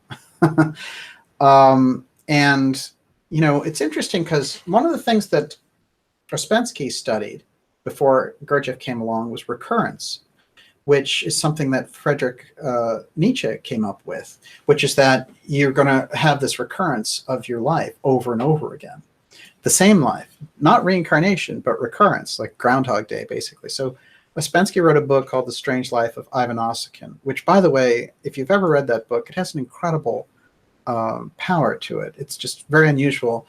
But it's this person who, by the way, this is really autobiographical because over and over again, Ouspensky was having deja vu in his life and even for people in situations. And he would dream about people who were missing from that scenario. So this whole theory of eternal recurrence was very near and dear to him, but it's not part of the Gurdjieff work. It's just something that he studied. So one time he came to Gurdjieff and he said, well, is this true? And Gurdjieff said, yeah, it's true. And then about a minute later said, look, the minute I tell you it's true, how happy you become that your theory's true. And so, but he felt that the way that Gurdjieff had said it, that it was true. And then he said, why would this be the kind of thing that the mystery schools would hold back from humanity? Or why would you hold it back, in the system? Why wouldn't it be in the fourth way system? For that matter, why wouldn't reincarnation be in the fourth way system? And Gurdjieff said, look, even if I admitted to you that these things are true, what would be the point of including them in the system? We already have people procrastinating on developing themselves in this life. If they're thinking, well, I have other lives or I have recurrences to do all this in, what's the rush? And that would kill all of the incredible kind of important focus that happens when somebody realizes, oh my God, I have to work on myself and it has to be now because the window of opportunity is here. And I need to apply myself in this situation. Quite fascinating. Okay, keep going. Okay, Glenn Hunt, is the concept of self the biggest single diversion from truth? Well, it's interesting. I think, see, the thing is you need a healthy ego structure, but you need to know how to give it up. So there's a lot of different ways to look at that question that you just asked. I think the way to look at self is it's pretty easy. The way that I've figured it out is your self really relates so much to your personality. So when you get even a little bit beyond your personality, you start to get into the kind of the zone where you can see things true. One of the things that Edgar Cayce said about why he was able to lift up out of himself and go and do these readings and come back with this incredible information and take these kind of spiritual journeys that you'd expect someone like, you know, on ayahuasca or something like that, to put himself in this trance level. And he said, I can do this because I can lay myself aside totally for periods of time and then come back and pick it up. So that's kind of how I would view your question, which is the self part is tied in with the personality. If we can learn to put it down like a book and not be so identified with it, then I think we're probably better off. JJK is asking about the law of 7. Can you talk about that? Yeah, well, the law of 7 and the law of 3 require kind of greater dissertation than I can give on this program. But the law of 7 and law of 3 are core elements to the Gurdjieff work. And I do think, you know, it's so interesting because Gurdjieff takes the Pythagoras work and he goes to the musical scale and he says, you know what, really what they understood and what they preserved in the musical scale is the law of 3 and the law of 7 and the law of octaves. And Bennett in particular tuned in on this, and there's no skip. You know, there's a half step. There's no full step between E and F and B and C in the musical scale. And it is in that area that Gurdjieff calls them shocks in the entire setup of the cosmos in terms of the energy system. And that the musical scale there is recording this shock between E and F and B and C. And that what's happening there is they're giving us an idea of what happens basically in the development and creation process of anything. And that studying that will understand basically what scientists are studying with the Big Bang is preserved by the mystery schools in the musical tone scale. And the law of octaves is a piece of that also. I could do a whole, remember, music is the core of the Gurdjieff work, by the way. He felt that the dance component and the music component, he could just as easily teach it. In fact, he preferred those as teaching tools to doing the books and doing the lectures and things like that. So there's no question about it. Wow, absolutely amazing work, though, if you think about it. So Occult Priestess was likening the Wonder Woman spin to the Whirling Dervishes. And great. BV said, has DJ seen David Bowie's Black Star music video? And were the odd dancing motions in it possibly communicating a method of reaching a higher state that Bowie knew of? Well, anyone who has any kind of esoteric training will tell you that the Black Star video is incredible in that regard. First of all, he's wearing at the end the outfit that he wore during that Kether to Malkuth Tree of Life period, 75, 76, with the work that he was doing. Bowie is somebody who had an incredible grasp of mysticism, and he had an incredible grasp and interrelated with these things like Buddhism and also occult things. He was very into Aleister Crowley's work at one point, but then said, you know, it's crux I've forgotten. But at a certain point, it really had him in there, and he was really going through a paranoid phase with it. But I will say this about Black Star, which is Bowie did incredible things artistically that I think he brought things into the artistic realm that we just don't see in terms of popular music especially. But the things going on in that video about life and death, so close to his own death, are absolutely fascinating, as is the concept of Black Star, which, by the way, Black Star has very deep esoteric significance. And for him to use it, I think, is kind of revealing that deep esoteric side at the end of his life. So yeah, remarkable artist. And I had the incredible good fortune to meet him not once, but twice. And that, you know, that was quite an experience. I can tell you that. Okay. Jay Gray Sweater. Significance of Crowley visiting the Priory. Hey, well, there's somebody out there who knows the legend of Crowley visiting the Harmonious Institute for the Harmonious Development of Man, which is at the Priory in France. And he shows up and he hangs out for a while, and he's there to kind of like I guess, detox from all his heroin use. But what happens is that Gurdjieff sees him talking to one of the servant, I don't want to say servant boys, but they're boys who work there. And he's saying, "You'll make a nice demon," or something like that. And Gurdjieff says, "You're really in the wrong place. Like, basically, get out." And Crowley stands up. There's weird standoff between Mystery School Master 1 and Strange Black Magician 2. Basically, Gurdjieff says, on the grounds that you're unclean, you shouldn't be in this environment. And Crowley said, "Well, I don't have to stand for this. Basically, I've been in Masonic rites, I've been in deep this, I've been in deep that." So they have kind of a shouting match, and Crowley leaves. It's quite wild. Also, by the way, there's a very interesting rumor, which I believe is true, that FDR, before he was president, went to Gurdjieff at the Priory to get treatments to see if he could heal this crippling condition that he had. Okay. Great question. Tillergoon, what is your take on J.G. Bennett's experience with Subud? Well, it's really fascinating, and Subud is kind of the precursor to Reiki, but certainly a hell of a lot more volatile. And Subud is really this incredible energy, and Pak Suba was the teacher of this. And interestingly enough, when Gurdjieff talked to Bennett at the end of his life, there's a very touching scene where Bennett goes to visit him in the hospital. And, he's seen Gurdjieff come back from amazing things like car accidents, and then the next day he's fine. And it's very strange recuperative abilities that he had. So he's there with him in the hospital, and Gurdjieff is saying to him, "When I leave, basically, look to the east for the succession of the work."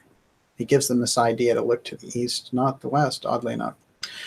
And he's looking at him and he's thinking to himself, wow, Gurdjieff finally, he's looking like an older man who's dying now. And so he leaves and he goes to kind of get coffee or something. And as he's going back, he encounters Gurdjieff in the hallway. He bumps into him and he looks at him, and Gurdjieff looks young and normal. So the powers of Gurdjieff in this regard, something incredible about what he learned in those schools. But anyway, going to Pak Suba, this is why Bennett was looking to the east and ran across Pak Suba's work. And Subud was this process where people would kind of go into these states of healing and energizing, the things kind of that happened with Reiki. But what was happening was, if it would become too incredible, it would be overpowering. So these people would be great for 30 days. They'd be hanging out with Pak Suba. They'd be charged. Their lives were transformed. It was like being in Christ's presence or something. And then 30 days later, they'd commit suicide or something.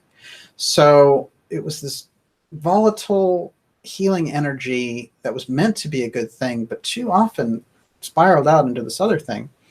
And there's a lot of teachings in relation to Kundalini that come up around this. And I've spent a lot of time speaking with people who are good at that kind of meditation, of handling Kundalini. And it seems to me that there's a fire in the Kundalini force, which if you bring it out too suddenly, or if through like breathing exercises or whatever it happens to be, if it's going into centers and you're not ready for it, it causes all kinds of emotional and physical problems. So we don't understand Kundalini very well. We need a much deeper understanding of it. But let me tell you, when I understood and read about Subud, it sounds amazing, but it seems like it unleashes that Kundalini, and it's a very volatile kind of energy. But great question. Well, somebody made a great comment there, and it was abandon the system. They are quoting, I forget who that is. Can you go back and find out who that was? I'll take it. Was just recently, but it was Jay Gray Sweater again. Yeah, great point. This is what Ouspensky said at the end of his life, after teaching the Gurdjieff system since 1914 to 1947. That's 33 years of involvement. And by the way, after 1925, completely solo. So really 22 years on his own teaching it, and forbidding his students to say the name of Gurdjieff, by the way, which is also quite interesting, thinking he could separate the teaching from the teacher. But at the end, he said he confided to his closest students, Gurdjieff left something out. He didn't tell me how to get to the higher emotional, higher intellectual center, which, by the way, are 2 aces in the deck of cards. So 2 out of the 4. Quite remarkable that he left this thing out. And so before Ouspensky died, he went to his own students and he said, you know what? Abandon the system. Find some other way. That's quite remarkable. He'd learned so much, but he felt that Gurdjieff had left something vital out. Or was it that the mystery schools had given Gurdjieff everything but the keys to open that up? It's a fascinating question. And for people who study the fourth way work, wow. I mean, that is the question. Why did Ouspensky say abandon at the end? Amazing. Okay, John K. If the mystery schools release tools like the Enneagram for human development, how do they prevent these tools from being commodified and trivialized, like I think happens often with the Enneagram? Well, this is the way Gurdjieff described it. He said that there's the esoteric circle and there's the exoteric circle. And that what happens at certain crucial times, just like what Rudolf Steiner said in relation to this 1840 incident and C.G. Harrison, the mystery schools decide they have to let something out into that esoteric, from the esoteric into the exoteric. So basically, from the secret, kept world into that everyday influence world. Now, what happens is these things, which are not mechanical when they're in the esoteric circle, when they go into the exoteric everyday life circle, even though they're the high principles, it's like when Christ says, love your enemy. This is a very, very advanced teaching. What's happening is when you go into that, after a certain point, you have these preachers saying, love your enemy or whatever, you know, and it becomes just something that's said. It doesn't have the power anymore because it becomes that everyday phrase that we know, turn the other cheek or whatever it is. Of course, there's the crucial thing that Gurdjieff says in Search of the Miraculous, which is that the what to do is always out there in the exoteric public world, but the how to do it is kept hidden in the esoteric world because the how to do it is always persecuted and always sought after and always sought for exploitation. So there's what to do and how to do it. So if I say to you, as Christ said to his followers, turn the other cheek, your ability to do it, you may want to do it, but Gurdjieff's point is the how to do it is kept hidden. How can you turn the other cheek? How do you develop enough physical willpower over your physical reactions to prevent yourself from striking out at somebody who strikes at you? So there is a way to do that, but that way is kept hidden. That is the secret doctrine, as it were. Fascinating stuff. Okay, a cult fan. Ask what bees dances have to do with spiritual dance and what the ritual of the bee dance has to do with magic / higher mind techniques. These dances or bee dances? Bee dances. You mean the dance of the bees? The dance of the bees. Well, when I was showing the bees earlier, they're the symbol for the Sarmoun Brotherhood. But one of the things that Bennett talked about with the Naqshbandi, who were the Sufi group that he had determined from his own study that Gurdjieff had taken certain key elements of his teachings from by working with them, you know, not by ripping them off. He had determined that they also were about keeping, you know, it's like the Noah's Ark thing. We keep the knowledge. The Sarmoun Brotherhoods, they're the bees. They keep the honey. That's the knowledge that will guide humanity in the future. So it is quite fascinating. When I think of what Gurdjieff was saying about the dance part, first of all, the dances lift you into a higher state of mind. That's the first thing that's crucial. The dancer's doing the actual playing it out, they're in a higher state because they're utilizing the sacred moves. So the whole thing, the kind of whirling dervish type thing that Gurdjieff put out there is quite remarkable, because with him saying that there are many books in the dances, then we're starting to understand where these native traditions come from. We think so much about like, oh, oral traditions, they pass things down word for word of a particular legend. But now we understand that dances are books, so we have to be able to read the dances. This makes a lot more sense. This is how the traditions are passed down. Now, one thing I do want to point out is something that was brought over from the Gurdjieff work to the West, which never appeared here, is something called the stop exercise, which he could have his dancers do. Now, when he brought it over from Moscow to New York, he would, Oraj, who was the person who published the New Age Journal, set up these dance performances for Gurdjieff and his troupe. And Gurdjieff would have these dancers do this whole routine and then leap at the audience, kind of like slam dancing, I guess. Or what is that, crowd surfing? Leap at them, and then he would yell stop. And the command for stop was to let every single impulse in your physical body stop. So, sometime when we do one of these shows, I'll have Olivia yell stop, and we'll all just stop what we're doing for about 10 seconds till she says continue. But this stop exercise is very crucial, because apparently it represents that real control over the physical body. And that's in the dance that Gurdjieff taught. Okay, HP. What is the story about Gurdjieff knowing and teaching Stalin and also giving the Nazis the swastika? Yeah, they're both rumors that I don't believe. There's no good proof that he knew Stalin, and they say that there was a school that Stalin went to that was close to where he grew up in Tiflis, but I've never seen anything solid about that. And in terms of Hitler, well, Gurdjieff lived in occupied France, and the Nazis didn't really harass him much. But then again, by that point, he was kind of a low-profile figure. So I've never made too much of that either. And he certainly never expressed anything remotely supportive of Nazism or Stalin, for that matter. Okay. Morpheus 622 says Gurdjieff was a direct spiritual descendant of a European master who lived for hundreds of years. Can't recall his name. Do you know his name? Is this true? Well, see, this is tricky, because if you're referring to the book by Idries Shah, which is about the teachers of Gurdjieff, there's a lot of holes in that book. And Shah also pulled some very sketchy things on Bennett, because after Gurdjieff had died, Shah showed up, and Shah wrote an incredible book called The Sufis. So he certainly had some value.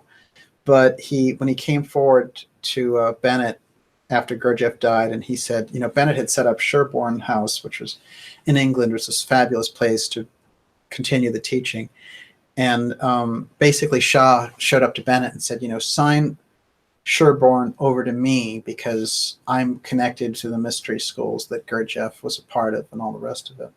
And then Bennett, as an act of incredible non-attachment, signed it over. And the first rule that Shah made was that Bennett wasn't allowed on the grounds. So we could see where he was coming from. So I've never really trusted his work, but yeah, it certainly is interesting.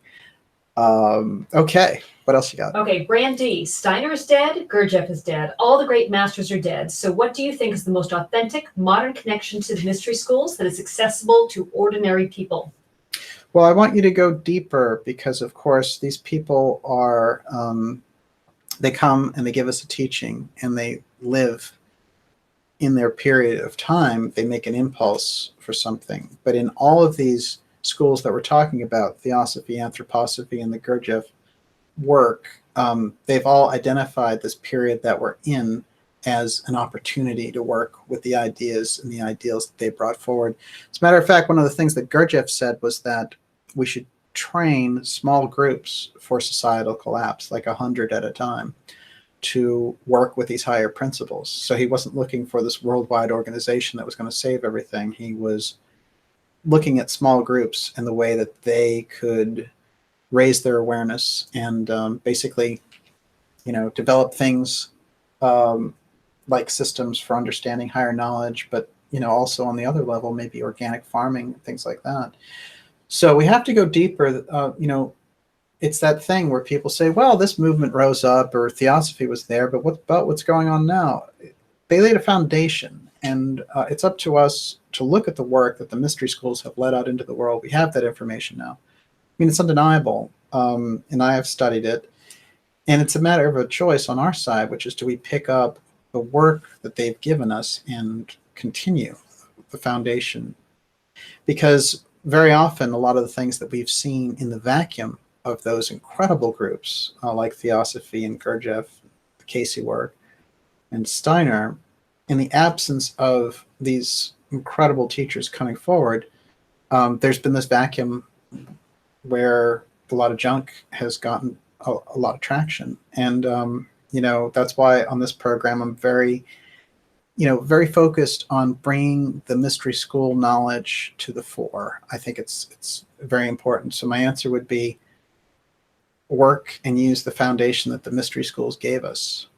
That's the best kind of most modern thing we can do. Yeah. The other thing is, God, we have libraries and libraries of wise books. We don't have to reinvent the wheel. We just have to start applying what we've been told. Isn't there, somebody mentioned Peter Murphy earlier, right? So there's the song where he says, libraries full of keys. Mm.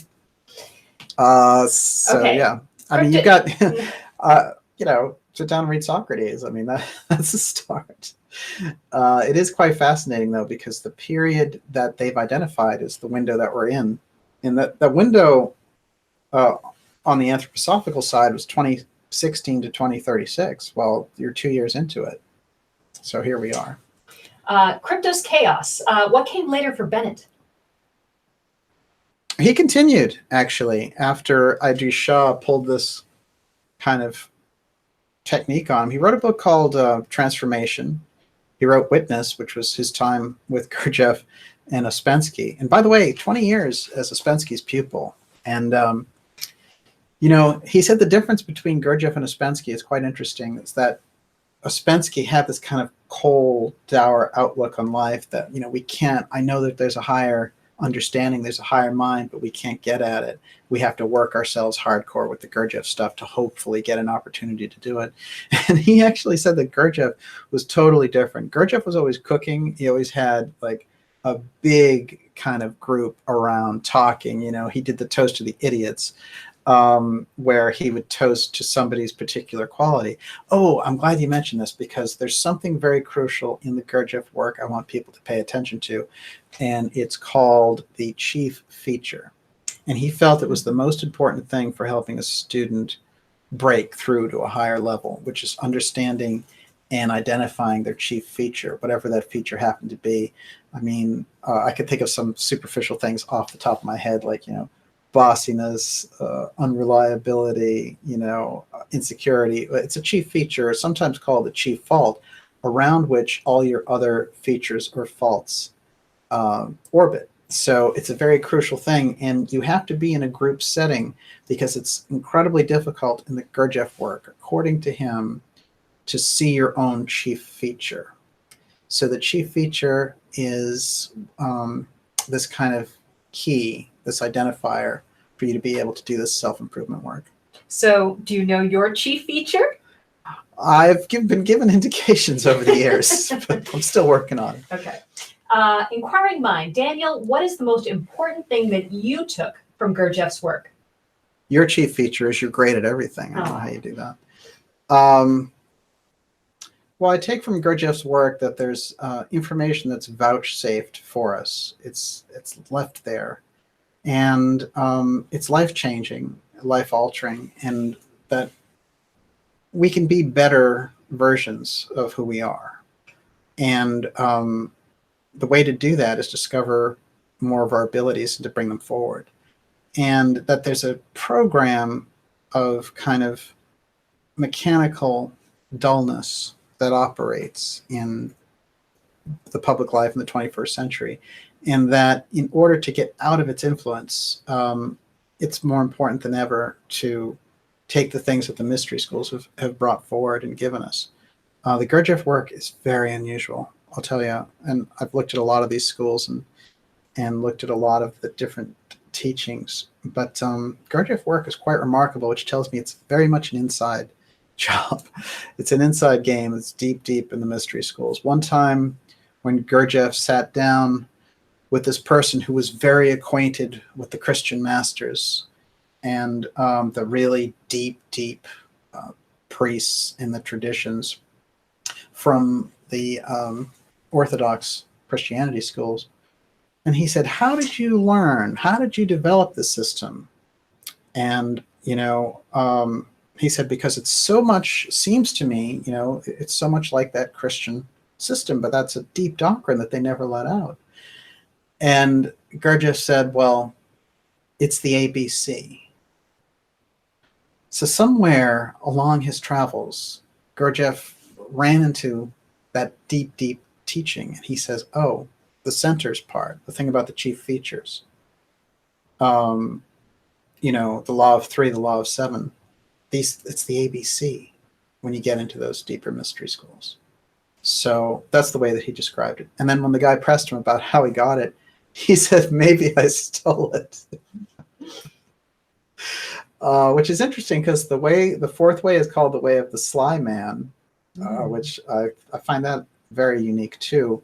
One other thing I want to mention is that Bennett, when he studied Gurdjieff's work from the perspective of this master tradition in Sufism, he figured out that Gurdjieff, who, by the way, really took a lot of heat for the things that he did, just trying to bring this teaching out, he said that Gurdjieff had taken on something called the way of blame. So you are basically there as a punching bag for criticism by bringing this out. You sign up for the role and you don't complain when you get into it. So the way of blame. Okay. Okay, so we have a couple fun questions. Erica McLaughlin. Yes. Okay. So if you could pick 3 people for dinner, dead or alive, who would you invite? Well, that's fascinating. I mean, there's a lot of different choices there, but Obviously Bowie. Well, I think yeah. Jesus, probably. Jesus. Why not? I think because Jesus is operating on a totally other level, I'll leave that one. No, just in terms of it, it's a great question. I think it would probably be living would probably have to be maybe David Lynch would be in there. Come on, he'd be a great guest. Fantastic. Bowie would be a great person to sit down and spend real time with. I did have the pleasure of meeting him, and he was a fascinating guy. But there's so many fascinating people. I mean, Annie Besant is somebody who has really made a huge impression on me through her work. So she's somebody who I would love to have spent some time with. Of course, Tesla and Rudolf Steiner. My God, there's this picture that I found. I forget if I even showed it, but it's of Steiner giving a lecture, which is so rare that we have those. And it's an electric picture, even captured, almost 100 years ago. So yeah, so many great people, but I'll think about that and give you an even better answer.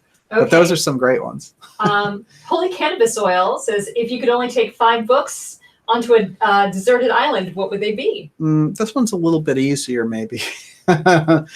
I think Knowledge of Higher Worlds, which is Steiner's book, In Search of the Miraculous would certainly be a top contender there. I think that, probably I have to think about a Casey book. I think Casey's readings on Atlantis, so Edgar Casey on Atlantis would probably be 3.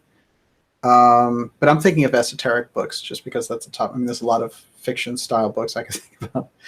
And okay, but those are 3 I can think of right off the top of my head. Okay. Je suis pressed is reminding us to actually deal with this.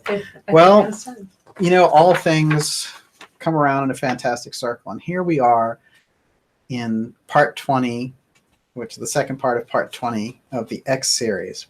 And here, fascinatingly enough, today, Missed Connection, Donald Trump Jr.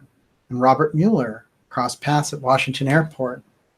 Okay, they're at Reagan National Airport, but what gate are they at? 35X. Of course, the X-35 is what the whole invisible plane issue is all about. And here they are. What are the chances? There's Mueller and Donald Trump Jr. I guess Mueller's milling about over here, and Donald Trump Jr. is hanging out over there. But everything comes just a little bit full circle, and you know, that's just a little. That's kind of a little bit eighth sphere-ish if you really get right down to it. Great questions, fantastic show. Love having everyone here. What an incredible group. And we will be coming back. You know, we have great things coming up for August. I want to mention I have a 3-part series with Catherine Austin Fitz that is going to come out next week. And, you know, basically that'll come out probably on Friday. And then this month coming up, we have episodes with Joseph Farrell. Susan Manowich from New Energy Movement will be joining us. Alexandra Bruce, Gigi Young, my God, August, the dance card of August looks fantastic. And Olivia, incredible. Can I just ask you a couple more questions that I saved? Yeah, sure. Okay, all right. So everybody wants a book list. Can we set one up with our newsletter? Well, I'm working on 2 things. I'm working on a book list, and I'm just about to release a glossary of terms for the X series in particular. You can imagine with cranking out the series every week, those things always seem like, hey, we're doing another show. We're going to add more terms, so we might as well wait till we get to episode 20 to do some of them. But we'll definitely be doing more of that. And there is a book. Well, basically, we're going to have something set up specifically for people who subscribe for the X series, where they can go deeper and have more access to materials relating to it. Because, you know, it takes a lot to put together the shows and all the rest of it. And I love doing it. And, you know, that's why supporting the show is so important to get behind us. We can do more with the research that's involved. And the best way to do that is just to subscribe at the site. That's kind of like the way to guarantee the best results. And so don't be shy. I mean, go ahead and do it. You're going to get great results. In August, you're going to be particularly pleased, and into the fall, because we're doing great things for subscribers there. And also remember, if you're just watching this, to go to darkjournalist.com to sign up for the free newsletter, because that keeps us in touch, and you'll always know what the next show is all about, what's happening. Generally, it's Fridays at 7 p.m. that we're doing the show. Once in a while, there's an exception if we have a good pre-recorded interview. But yeah, that's pretty much it. Okay, ask your last question, Miss Olivia. For tonight. Okay, so Rick Knight. Before dinner kicks in. Okay, Rick Knight is asking about the Ace of Spades solution. So you want to address that? There's so many good things pouring in about people who have looked at the Ace of Spades. By the way, the Flatwoods monster case has, and I have some great images from that, but whatever it was that landed there, the head on it had like an Ace of Spades head, and it was like a half creature, half machine. But that case has always struck me as incredibly powerful. And Stanton Friedman told me so many details about that case that I take it very seriously. So that's where my mind immediately went to. But at this stage, people are sending in very interesting references to the Ace of Spades in relation to invisibility and what it represents in terms of the hat trick from the F-35 coming from the X-35. Because remember, it's the X-35 that has the hat trick, and it's the F-35 that Trump flubbed up and was talking about invisibility. All that stuff kind of connects into one whole for me, because I'm seeing him talking about invisibility, and I'm looking at the weird hat trick, which is the rabbit out of the hat. Okay. All right, I'm going to end on this one. Yes. So Tim F. So what's Daniel's feeling on Elizondo finally participating in the MUFON symposium this weekend? Well, finally, you know, they set him up there. It's not finally. This guy's been in the queue. They just announced, I mean, he just came out and did his dance for the CIA stuff in October. So this is his first opportunity to do MUFON. No, I mean, it's very simple. Look, Elizondo worked for the CIA in counterintelligence. Counterintelligence is a very unique wing where you have to create cover stories for things that you're doing so the enemy doesn't find out what you're about, i.e. you have to be imaginative and good at lying. So I don't want, for me, and for the general, group of people that I know who are looking into the UFO file, the CIA over and over again has lied in relation to the UFO file. And they're hiding something in relation to the assassination of important leaders like President Kennedy, even 50 years later. Do you really think you're going to get transparency from the CIA on counterintelligence? So the people who handle, the UFO file and the reporting around it, and, we have some of the popular people kind of cozying up to Elizondo, this big CIA guy, and you have CIA disclosure around the TTSA. So that's not the way to go. It really isn't. Keep the CIA out of UFO disclosure, and you'll get a much better shot at the truth, no question. But yeah, I think if anything, it's disappointing. So Tim F says, I meant finally having a public appearance in general to speak openly. Oh yeah, you're right. You're right. That's right, because he kept.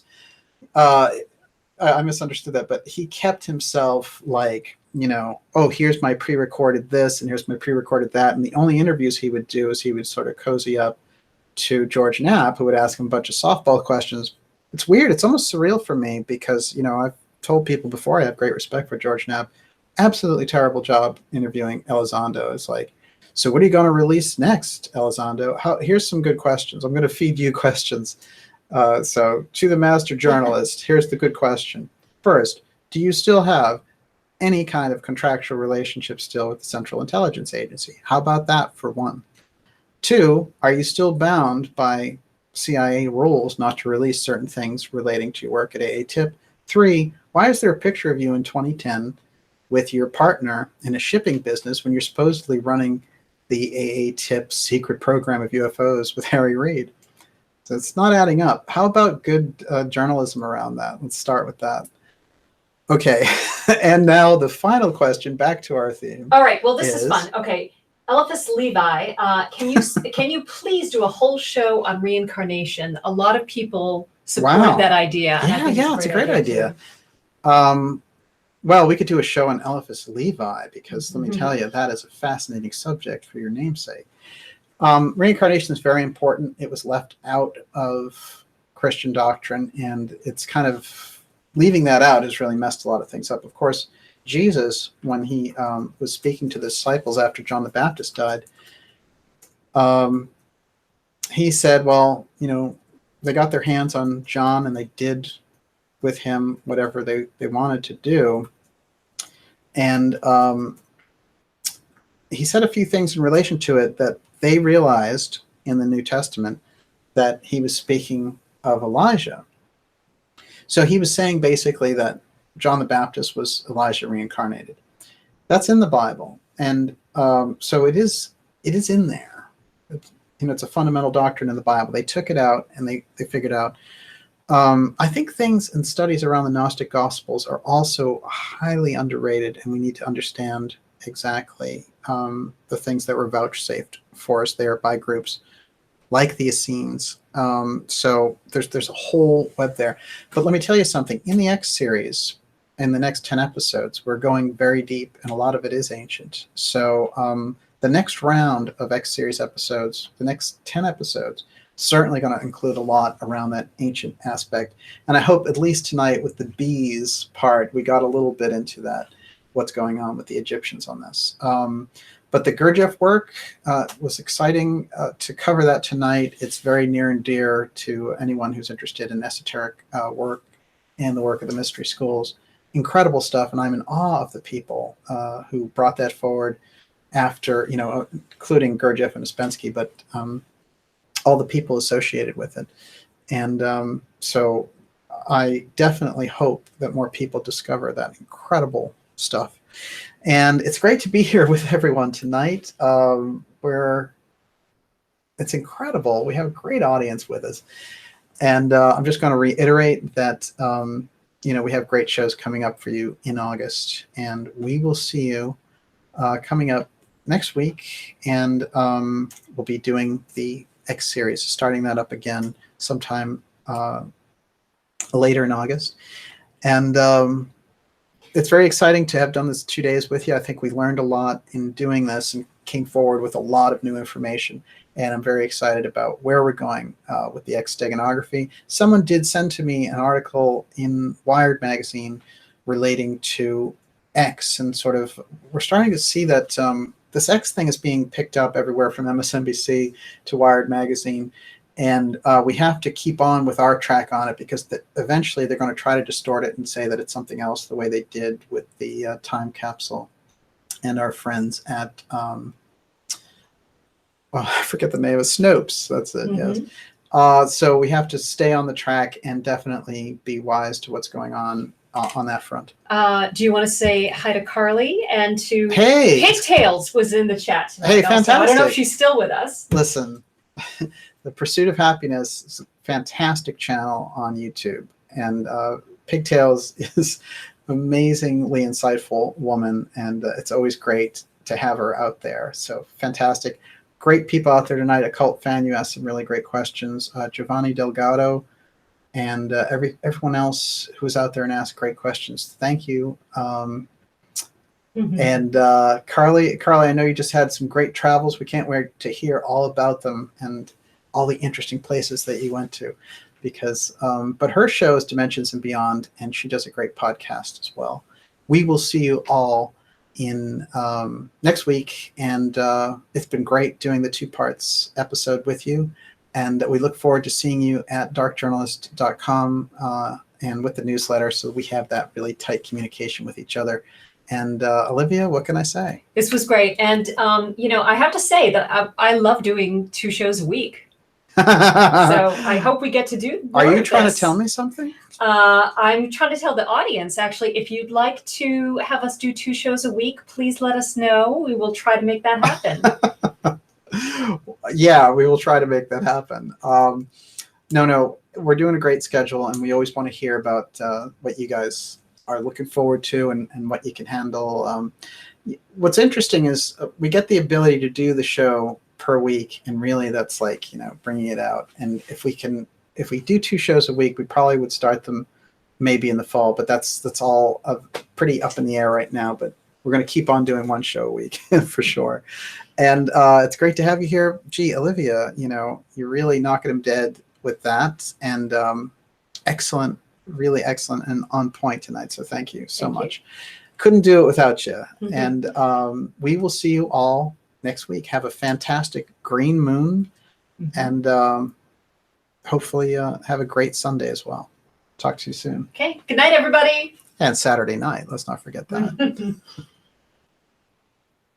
But what's for dinner? That's the... I don't know. We had the tequila and the pizza last night, so I'm not sure what's up for tonight. I have an idea. Maybe salad. Lighten up a bit. Absolutely. Thanks, everyone.